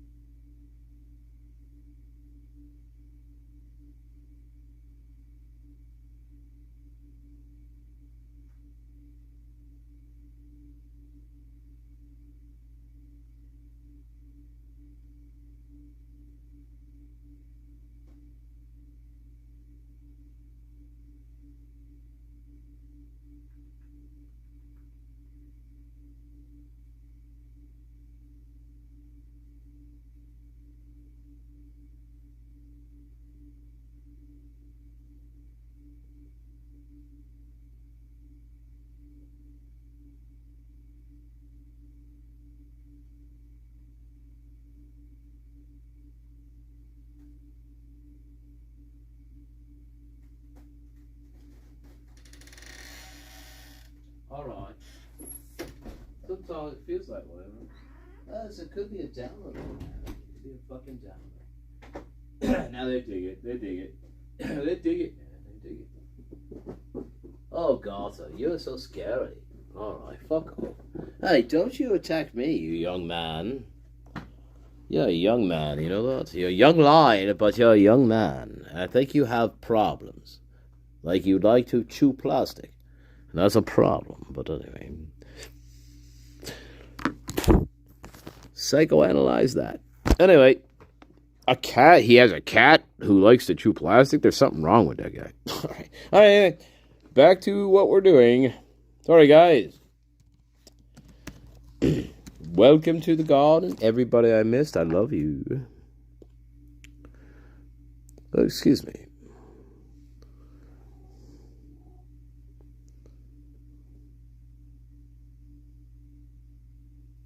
Oh, no. Wait. Who yelled in blocks, you love?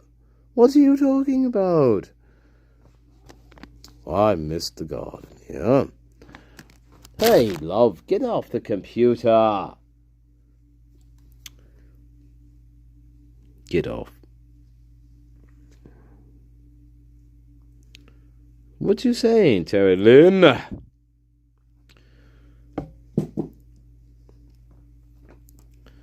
Was this on here or was this somewhere else?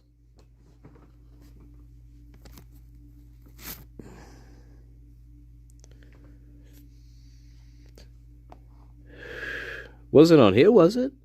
Was it on here?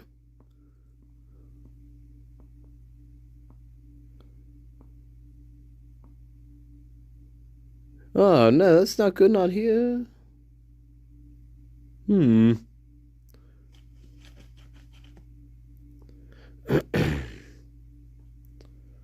R word. Well,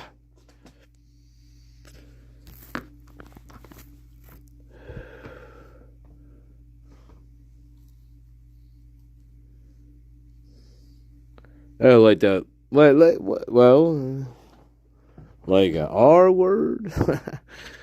I don't know. Like the R, like short bus word, or kind of like we shouldn't do that kind of word.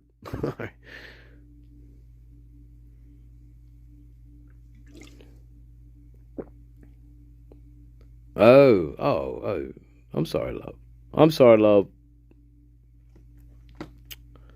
Sorry, love. Well, so. Hey, this is alright, though. This is alright, because then we learn, right? This is how we learn. Right? Right? We get to learn here, personalities, right? It's a good learning moment here, right? That's all. I think that's a good moment here. It's not, right? We learn from mistakes, right? And stuff like that. So, right? As my cat destroys my plastic.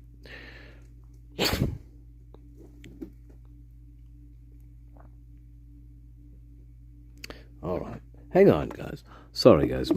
The gato, I'm telling you, he has been on a mean streak, and he when he acts out, he likes to chew on plastic. Okay? Seriously. And so when he's not happy or whatever, he will find plastic and he will chew on it. That's what he does when he gets angry. I've never seen a cat do that in my life, by the way, guys. Have you? I have never seen a cat, when he gets frustrated or angry, he chews on fucking plastic. I've never seen that before. This bothers me a little bit, Yeah. Because first of all, you don't want the cat chewing on plastic, but he likes it. I don't get it. And he's alive. So, I don't know what he's doing. That's why I'm like, he'd probably fucking try gasoline and be like, oh, maybe I like this. I'm like, no, it's plastic. Hello? You're not chewing on fucking shit that is going to be good for you. So I have to monitor his behavior sometimes. So he's not poisoning himself on something that he, thinks tastes good to him. I don't fucking know. Fucking weird. Anyway, it's not the point of the video, but I'm just saying. That's what goes on with him. Yeah. Sometimes it is sort of like, hey, Butterface cat? Like, come on, man. You're chewing on shit, it's going to kill you. All right. Anyway, this is interesting. I'm going to take a quick break. We're going to transition to this, all right? I have no idea what's on here, but I figured it'd be interesting. This is Christie's Chaos and Idaho New WSU Mom Clips with Olivia. So that's interesting to me. And so I thought, let's look at that. I kind of want to look at that. Anything to do with Dot, all right, or Kim, I'm interested. So, you know, I'm real, guys, I'm real. So, yeah, you know. So, I don't know. It seems interesting. There's a lot of shit. There's a lot of shit happening. I don't know what's happening. All right, that's what we're going to get into. And then we're going to say goodnight. And then tomorrow, Friday, loves, is going to be the most glorious day in the entire universe for you. Because, guess why?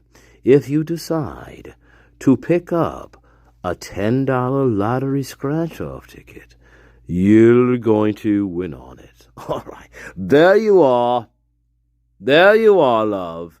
That's the great prediction of 2026. Get a fucking lottery scratch-off, right? Get a $10. You gotta get a $10 one at least, really. Well, I would get a $20 one because you might win better on that one. So, yeah. So anyway, get the $20 one, and yeah, get one tomorrow. I mean, just you're gonna have good luck. All right. Jesus Christ. Well, that's the kind of fortune telling that you'd get if you chose me, Stanley.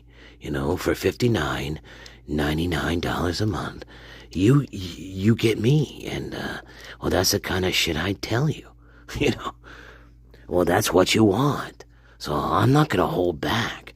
All right, that's what you pay me for.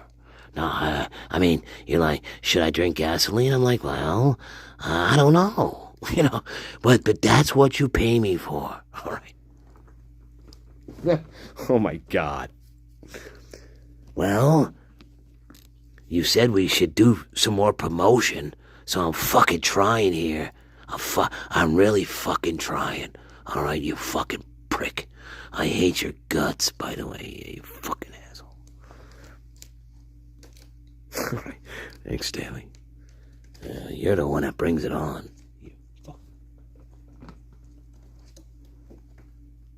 What's wrong with your fucking cat? Why does he eat fucking plastic? A fucking mental case. Jesus, I never seen a fucking gato familiar act like a fucking butter case. What the fuck is going on with him? Jesus Christ. Like he wants to fucking kill himself with fucking plastic. God damn, Masternature, what the fuck? You thought I was fucking weird. God damn, what's wrong with your cat? Stop it. I have to take the fucking plastic away from him. Jesus Christ.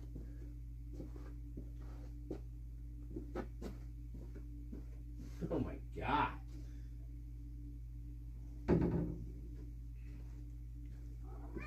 Yeah, you're, that's why I stay away from you. There's something fucking wrong with you. I'll tell you what, cat. I love you, but there's something fucking wrong with you. I really am. Sorry. I don't know. Yeah. Well, you actually fit right in here with the fucking crew, don't you? Yeah, actually, you fit right in. That would explain it, actually. I tell you what, that fucking Smiley Hop, he's got one fucking sense of humor, doesn't he? All right. He stuck us with a fucking butterface fucking gato. Out of all the fucking curses in the universe, we got stuck with a butterface fucking gato familiar. I mean, you're talking about a cruel fucking hop. Cruel fucking hop. I'll tell you what. But I'll tell you what, it fits this fucking motley crew. Jesus fucking piss. Good God. God. Yeah, fucking Smiley Hob. What a fucking prick, man. Oh my God. Yeah, fucking sick. They're fucking sick. Really sick, man. Fucking sick. Oh my God. That's why you gotta join me.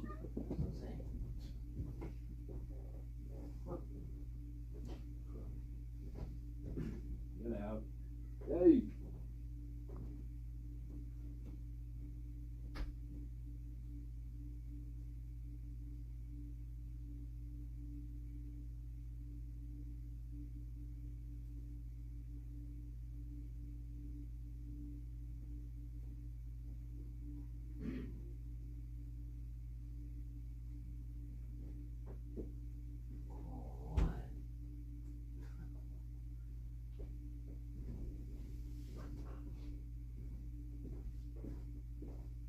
Yeah. All right. Anyway. Where were we, love? Oh, yeah. Christie's Chaos. All right. So what have we learned, though, so far tonight? We've learned that there's no way of getting around Murphy the dog. There's no way around it. We learned that. We learned that number 77 document Moscow Police is extremely important. That's the one I want, and I hope I get it. Yes, that's what I'm going for. We learned that is the perfect profile of the person who could do this crime. Absolutely. And we learned again, well, one of the biggest problems here is that we didn't really do anything with these suspects who are completely off their rocker. What do we do with them? Well, they gave us a DNA sample. Okay, what'd you do with it? I mean, everybody's giving you shit, but I don't know. Not everybody. I shouldn't say everybody. Not everybody did. Not everybody gave samples. Not everybody gave their DNA. Not everybody. Nope.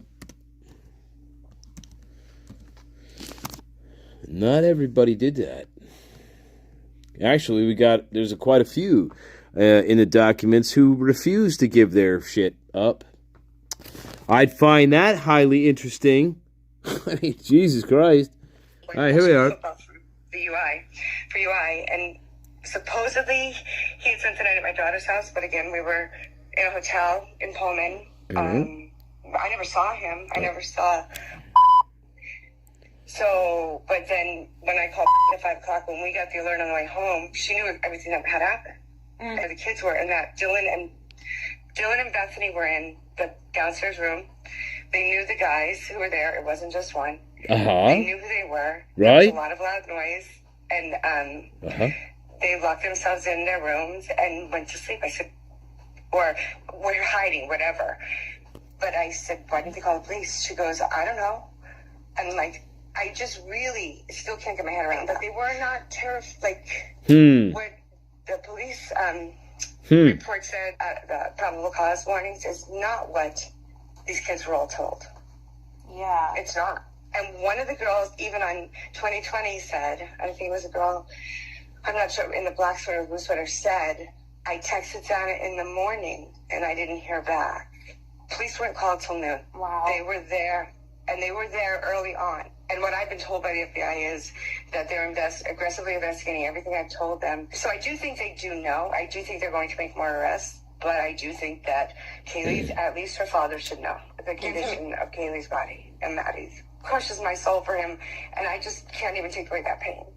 Like, who does that? Yeah. Who does that? That all happened, and the roommates were just asleep. They weren't asleep. They were awake. They heard it all.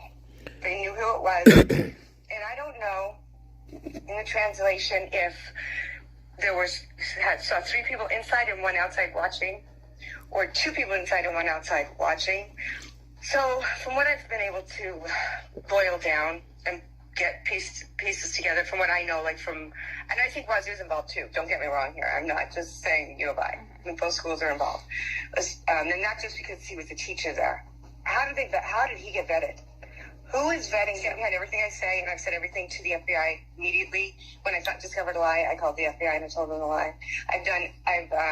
I have called the schools. I'm working right now on having Greek Girl suspended. My kid loves Greek Girl. She loves it. But it is so out of control. Well, 10 kids have died since last, February? 10?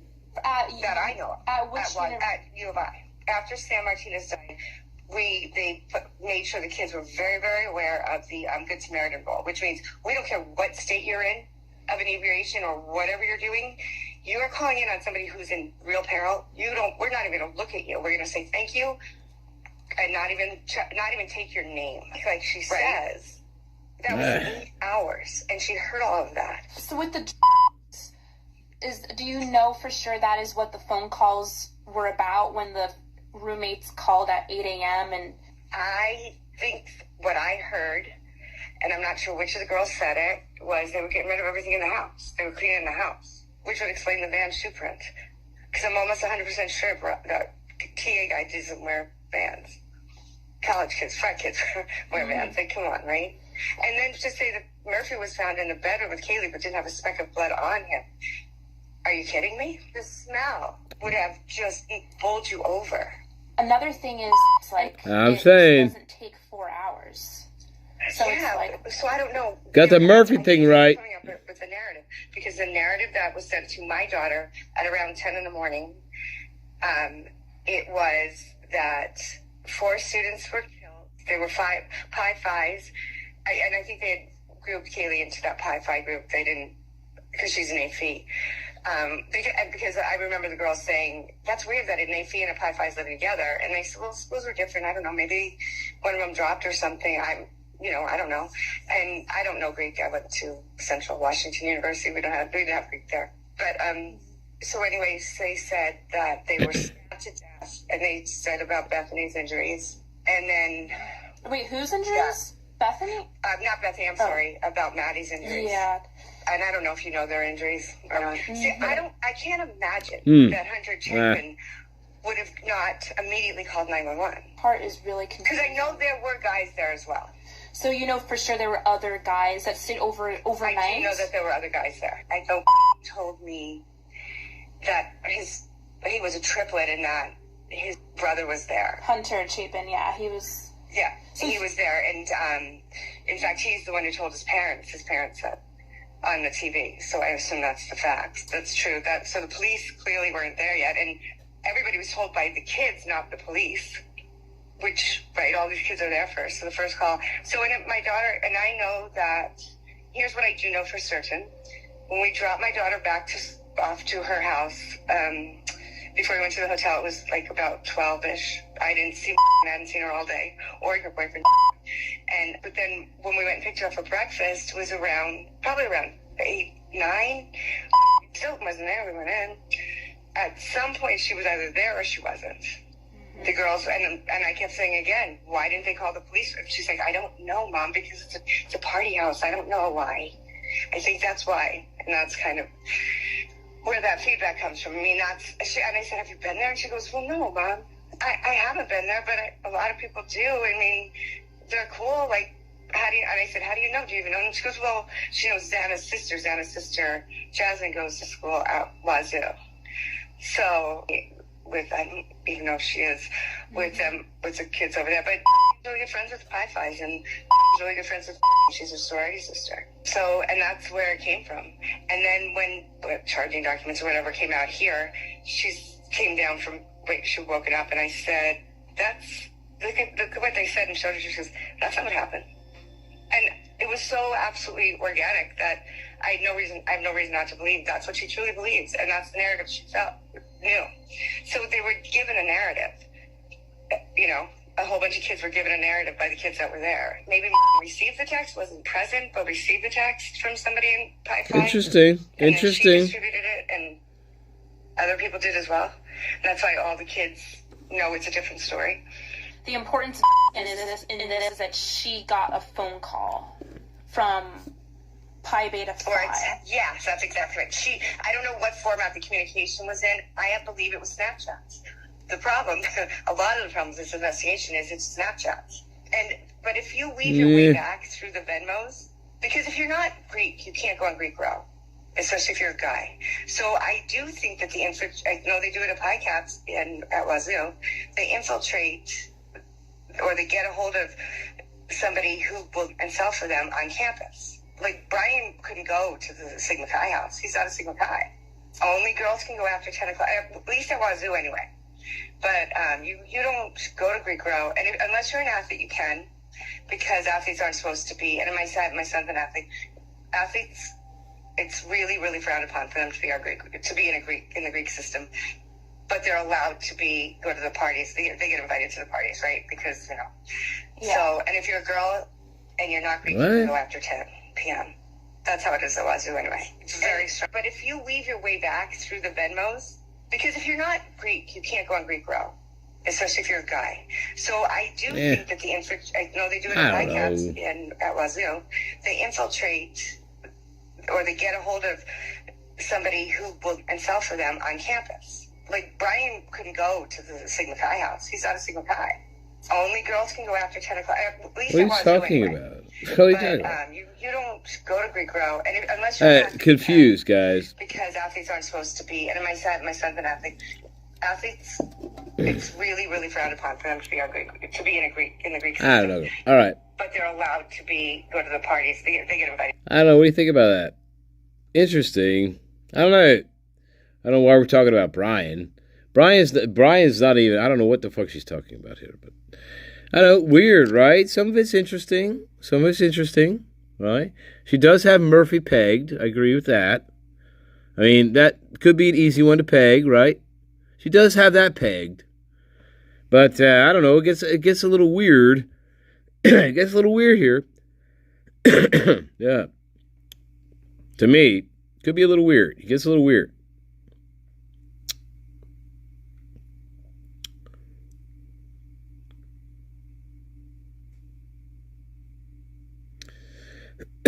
No. I don't know. No. I don't know. Difficult one here. I don't know. Some of it's like, sure.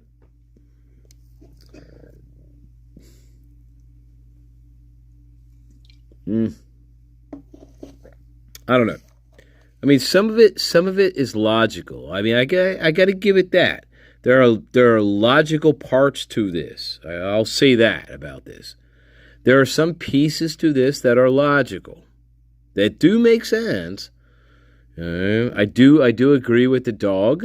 I do agree with that, of course. That's an easy one, right? I do agree with that one. Some of the other stuff, I don't know. Maybe. Some.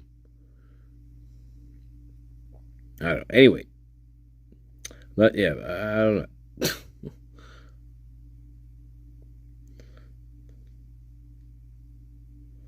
Yeah, she's talking really, really fast. That's true.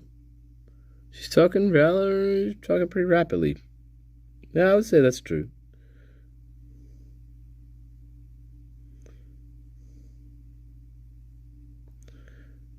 Yeah, I'm not sure. We should carry on with this. Yeah, we should carry on. I'm just trying to figure out, like, well, this is why we're talking about this, right? I'm trying to understand, like, I don't know. There's something, I'm not quite sure. There's parts that are believable and parts that are just like, I don't know. I'm not sold on anything here yet. Yeah, Murphy's easy. Murphy we can agree on, but yeah. All right, we should do that. We should get back to that real quick. All right, real quick. Yeah, we got a fiddle and faddle, and But we're going to make it quick here, though. I really wanted to get to the cards, but I don't know. I think that may be too late, but maybe we should just do the fucking cards.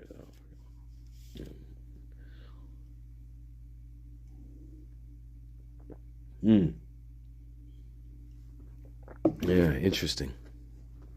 All right. Yeah. Difficult. Difficult.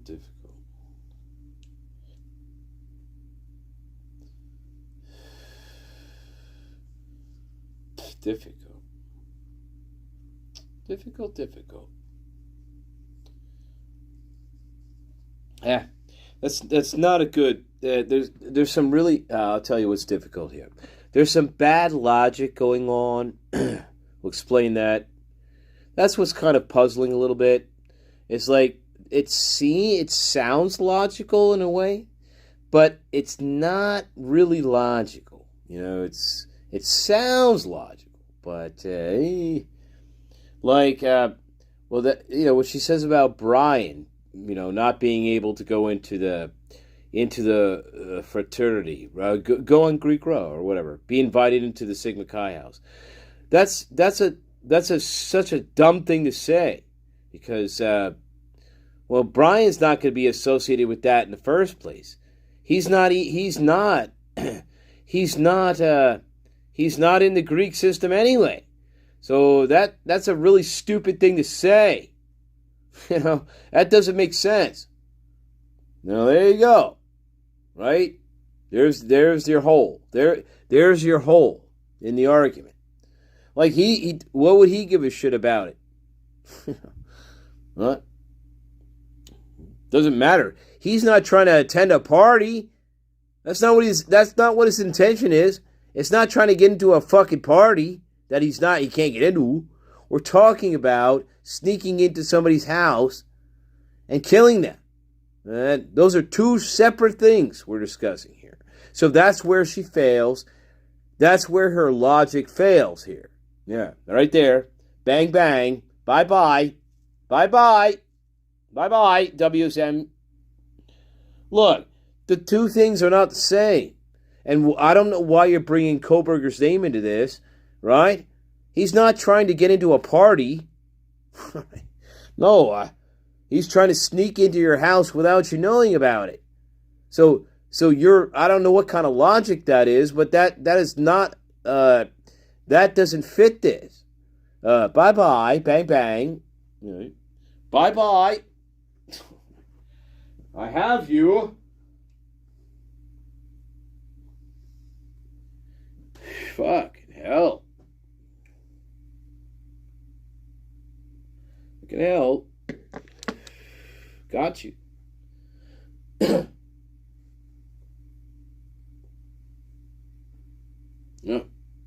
Yeah. Yep. Yep. Yep. Definitely.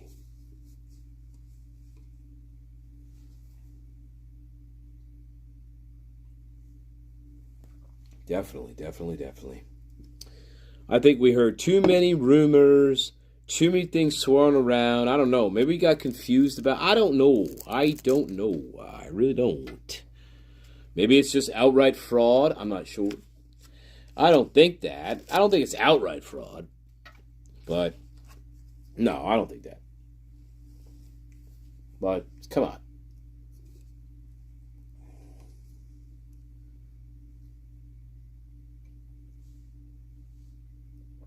It doesn't make any fucking sense.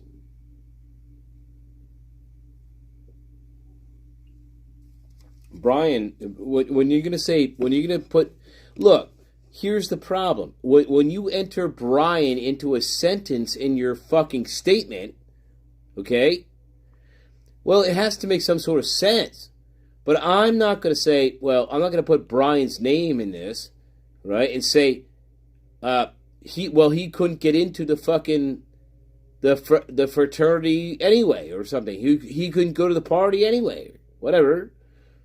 Well, that's the dumbest thing to say, because that has nothing to do with what he's doing. I mean, so there you are. His His mission was not to go to a party. I don't know. Right? Am I wrong?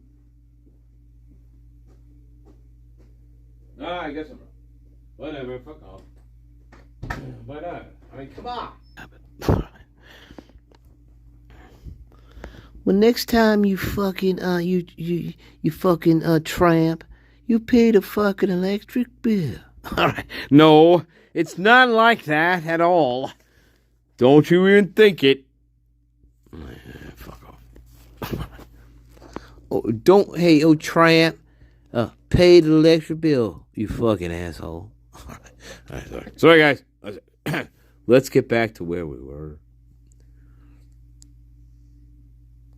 Where's everybody going?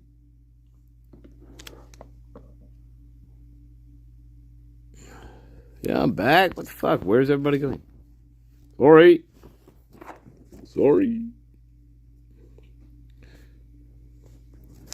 Where's everybody? Yes. Sorry. Can you see me? Oh, God. Sorry, guys.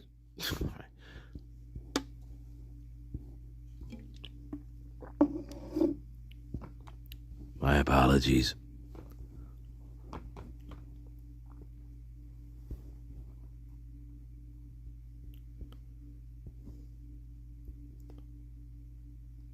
All right. I'm sorry. Hey, it's all right. It's all right. I did leave. I left. I checked out of the building. The electricity went out. No, it didn't. My phone died.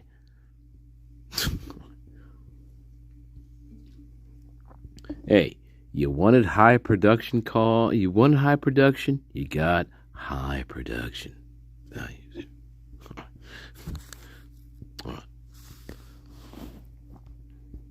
You are definitely hardcore. Oh my God, you are definitely hardcore. Absolutely loves.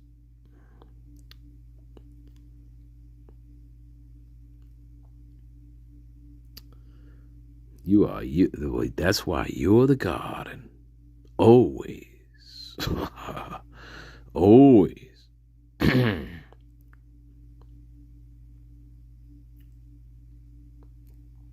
Like, oh fuck. I was just getting like, you know what? Oh great. And the fucking asshole comes back on. God damn it. Fucking shit. All right. Great.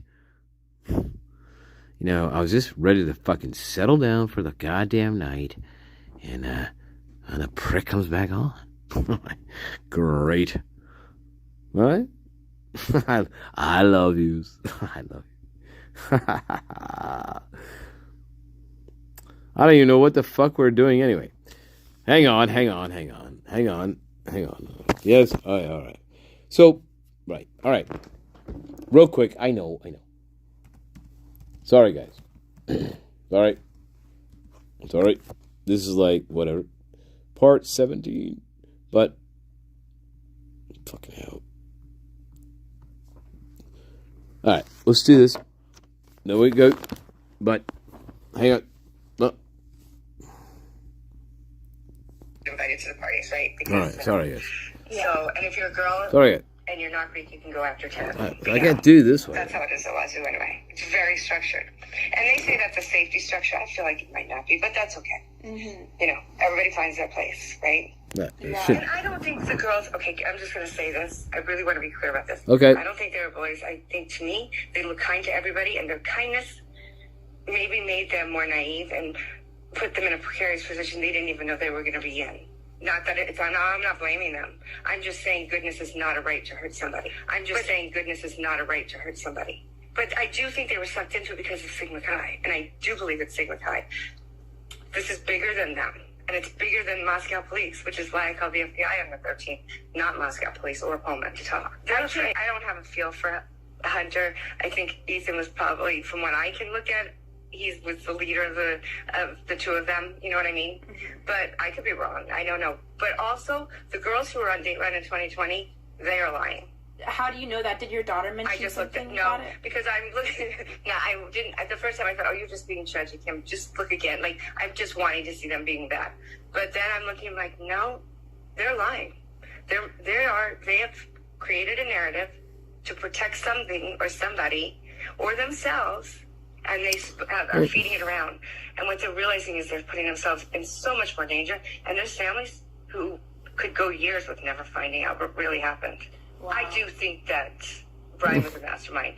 I do not believe he was alone because the information first given to my daughter was that there were 3 people there. And this was at what time were the 3 people there? At 8 in the morning or at night? When apparently when the murders happened, but around 4 in the morning. Maybe Dylan thought they were just going to be shaking them up for the money. So the 3 people standing outside. Come was on. at 4 in the morning, and one was a creepy guy. I think I remember hearing that one was creepy. Yeah, they just call him the creeper. There's a lot of creepers that hang out there. I don't know. I think there's more questions to be asked. Well, but okay, all right. So what? But why is she saying that Brian Koberger is the why is Brian the? Is she talking about another Brian? She said Brian is the mastermind, right? Right? She said that. Well, are we talking about a different Brian? I mean, well, that's weird. Right? That's kind of weird. What time were the 3 people there? At 8 in the morning or at night? When apparently when the murders happened, but around 4 in the morning. Maybe Dylan thought they were just going to be shaking them up for the money. So the 3 people standing outside. Oh, I'm sorry. It was before that. I'm sorry, guys. Before this. I do not believe he was alone because the information. I do think that Brian was a mastermind. I do not believe he was alone because the information. I do think that Brian was the mastermind. Brian was a mastermind. I do not believe he was alone because the information first given to my daughter was that there were 3 people there. Okay. And this was at what time were the 3 people there? At 8 in the morning? Okay. So, weird, right, guys? Weird. So what are we doing here? What are we doing?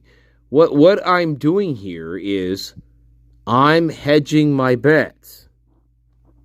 That's what I'm doing. I'm hedging. Look, I'm hedging my bets.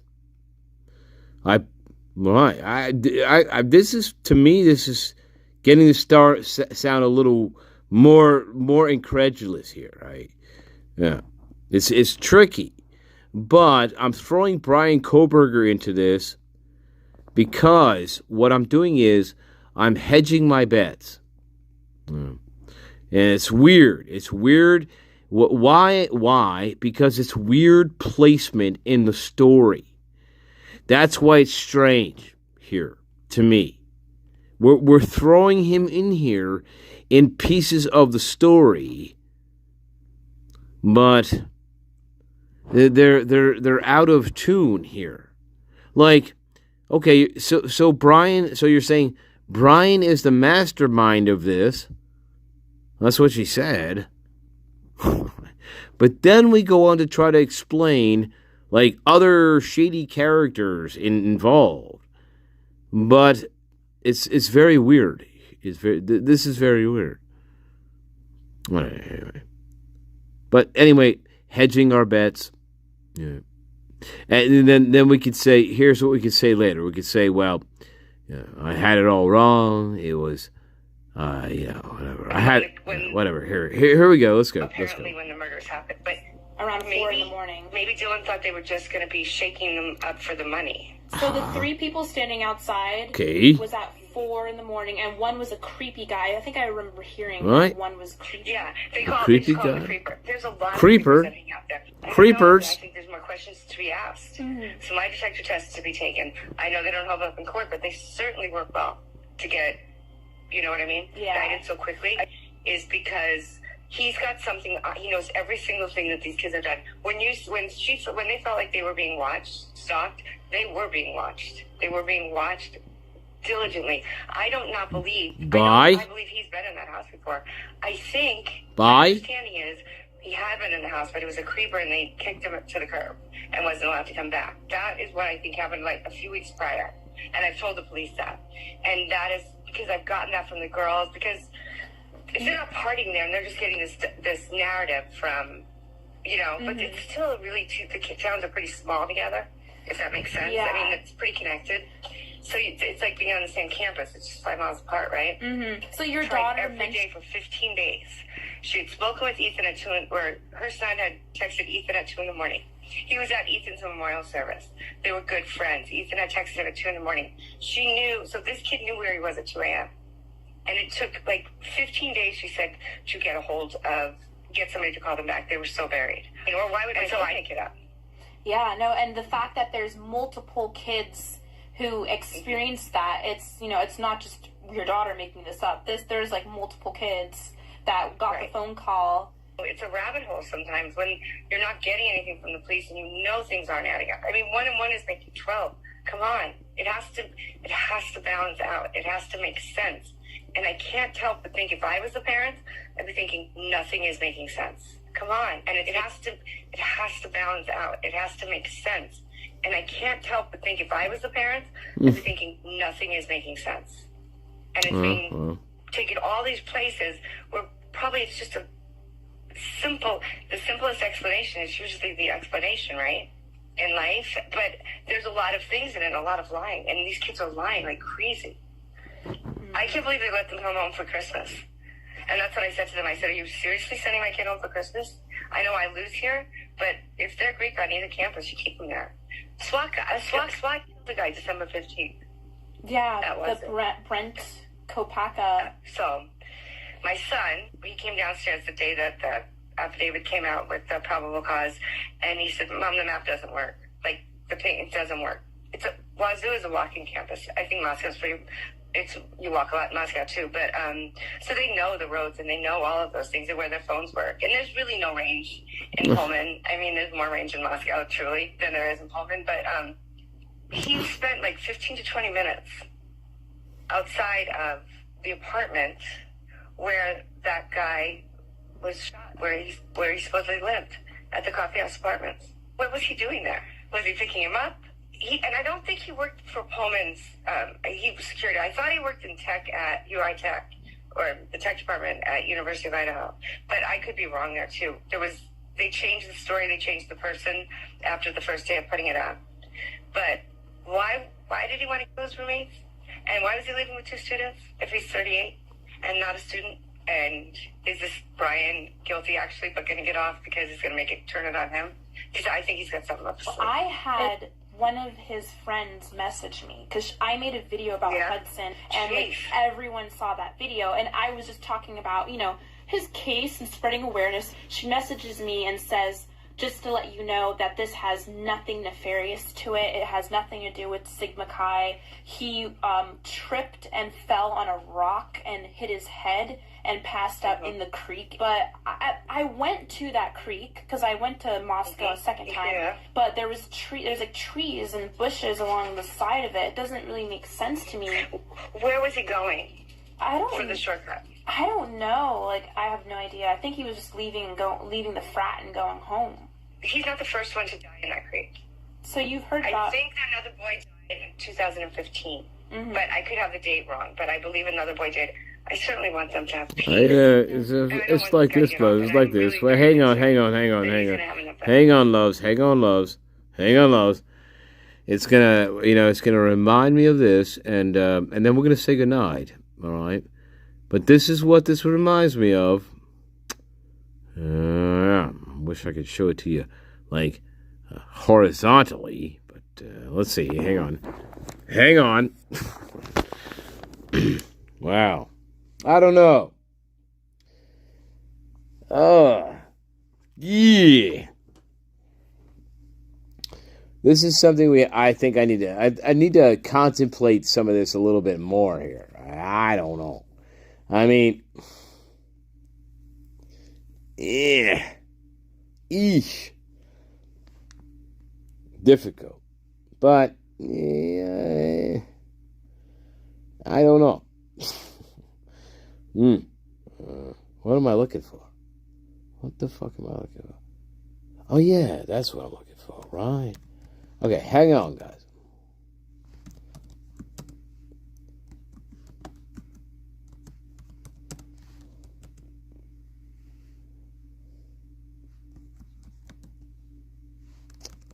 This is what it reminds me of.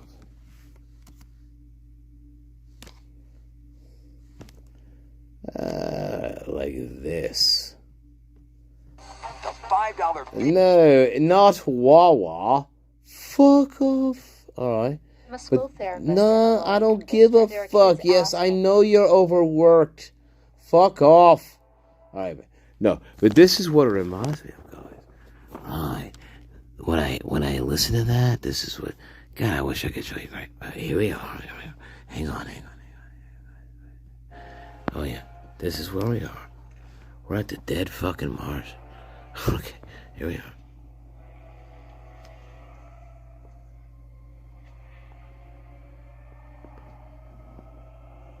There are dead things.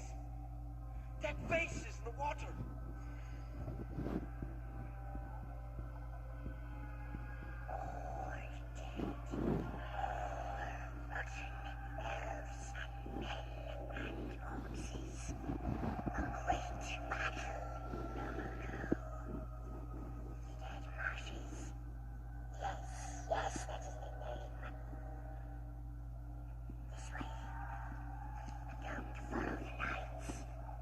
Welcome to Idaho.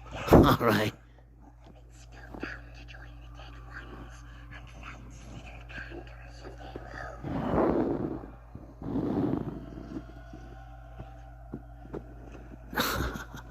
Welcome to Idaho. I love you, babies. Dead faces on a dead marsh. Dead faces on a dead marsh. Look at that.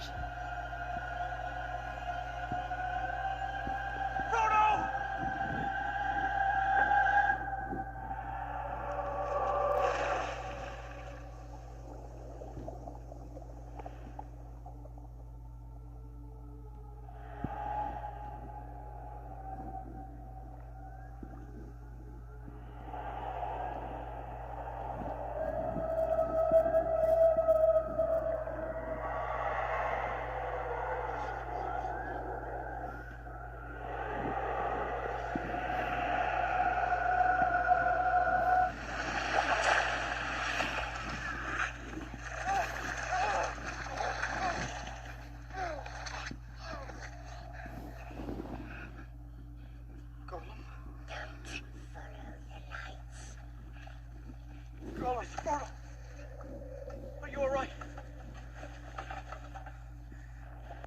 All right. Good night.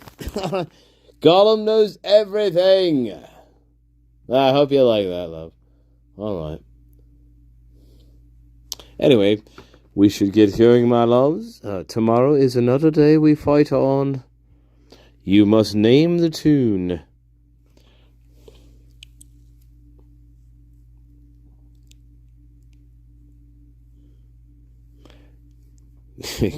Gay hobbitses. Maybe. Yeah, maybe. Hey.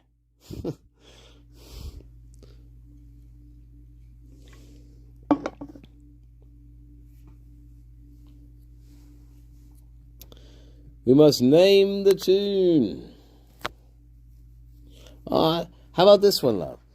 How about this one? Now, and this one is coming from out of left field, but I think you'll appreciate it, all right, love? I love you, my garden, all right? We learned a lot tonight, right? I think we thought about a lot of things tonight in this case. I think that's good. So, I think we achieved that mission, regardless of anything else. So, let's sign off with this.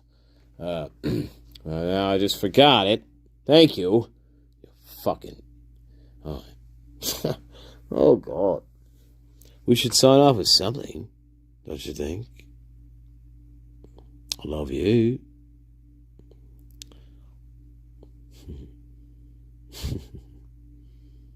Something like that.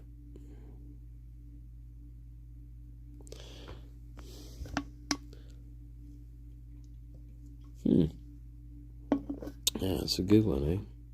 Gotta be T-Rex. I like Dandy the Yes, Dandy the Yeah,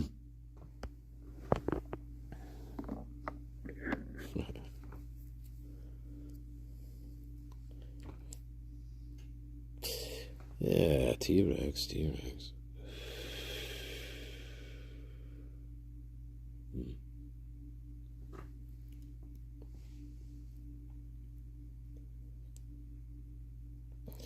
Yeah.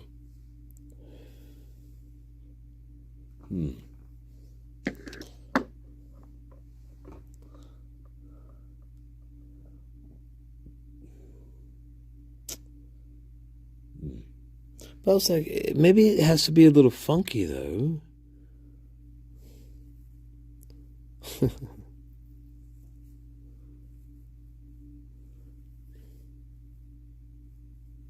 Good night, loves. We gotta hang on a little bit there. Welcome, Seattle Rain, love. I'm sorry I missed you. Yeah.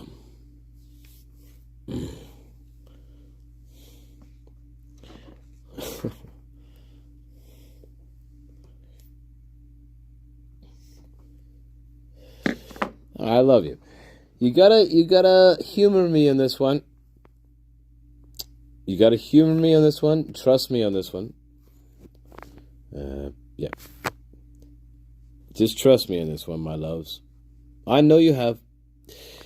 You're my God. But this will fit as we... Hey, look. It's going to fit as we slide off into our great Friday.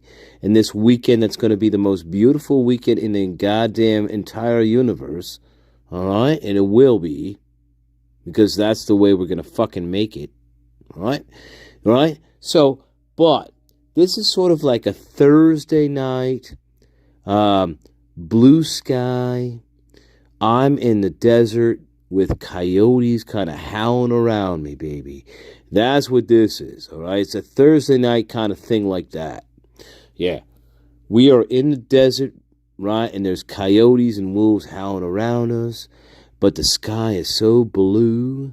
And we're just sitting out there looking at the stars, right? That's the way it is. Yeah. And that's pretty goddamn good, actually. It's pretty goddamn fucking good, I'd say. Absolutely. And so, but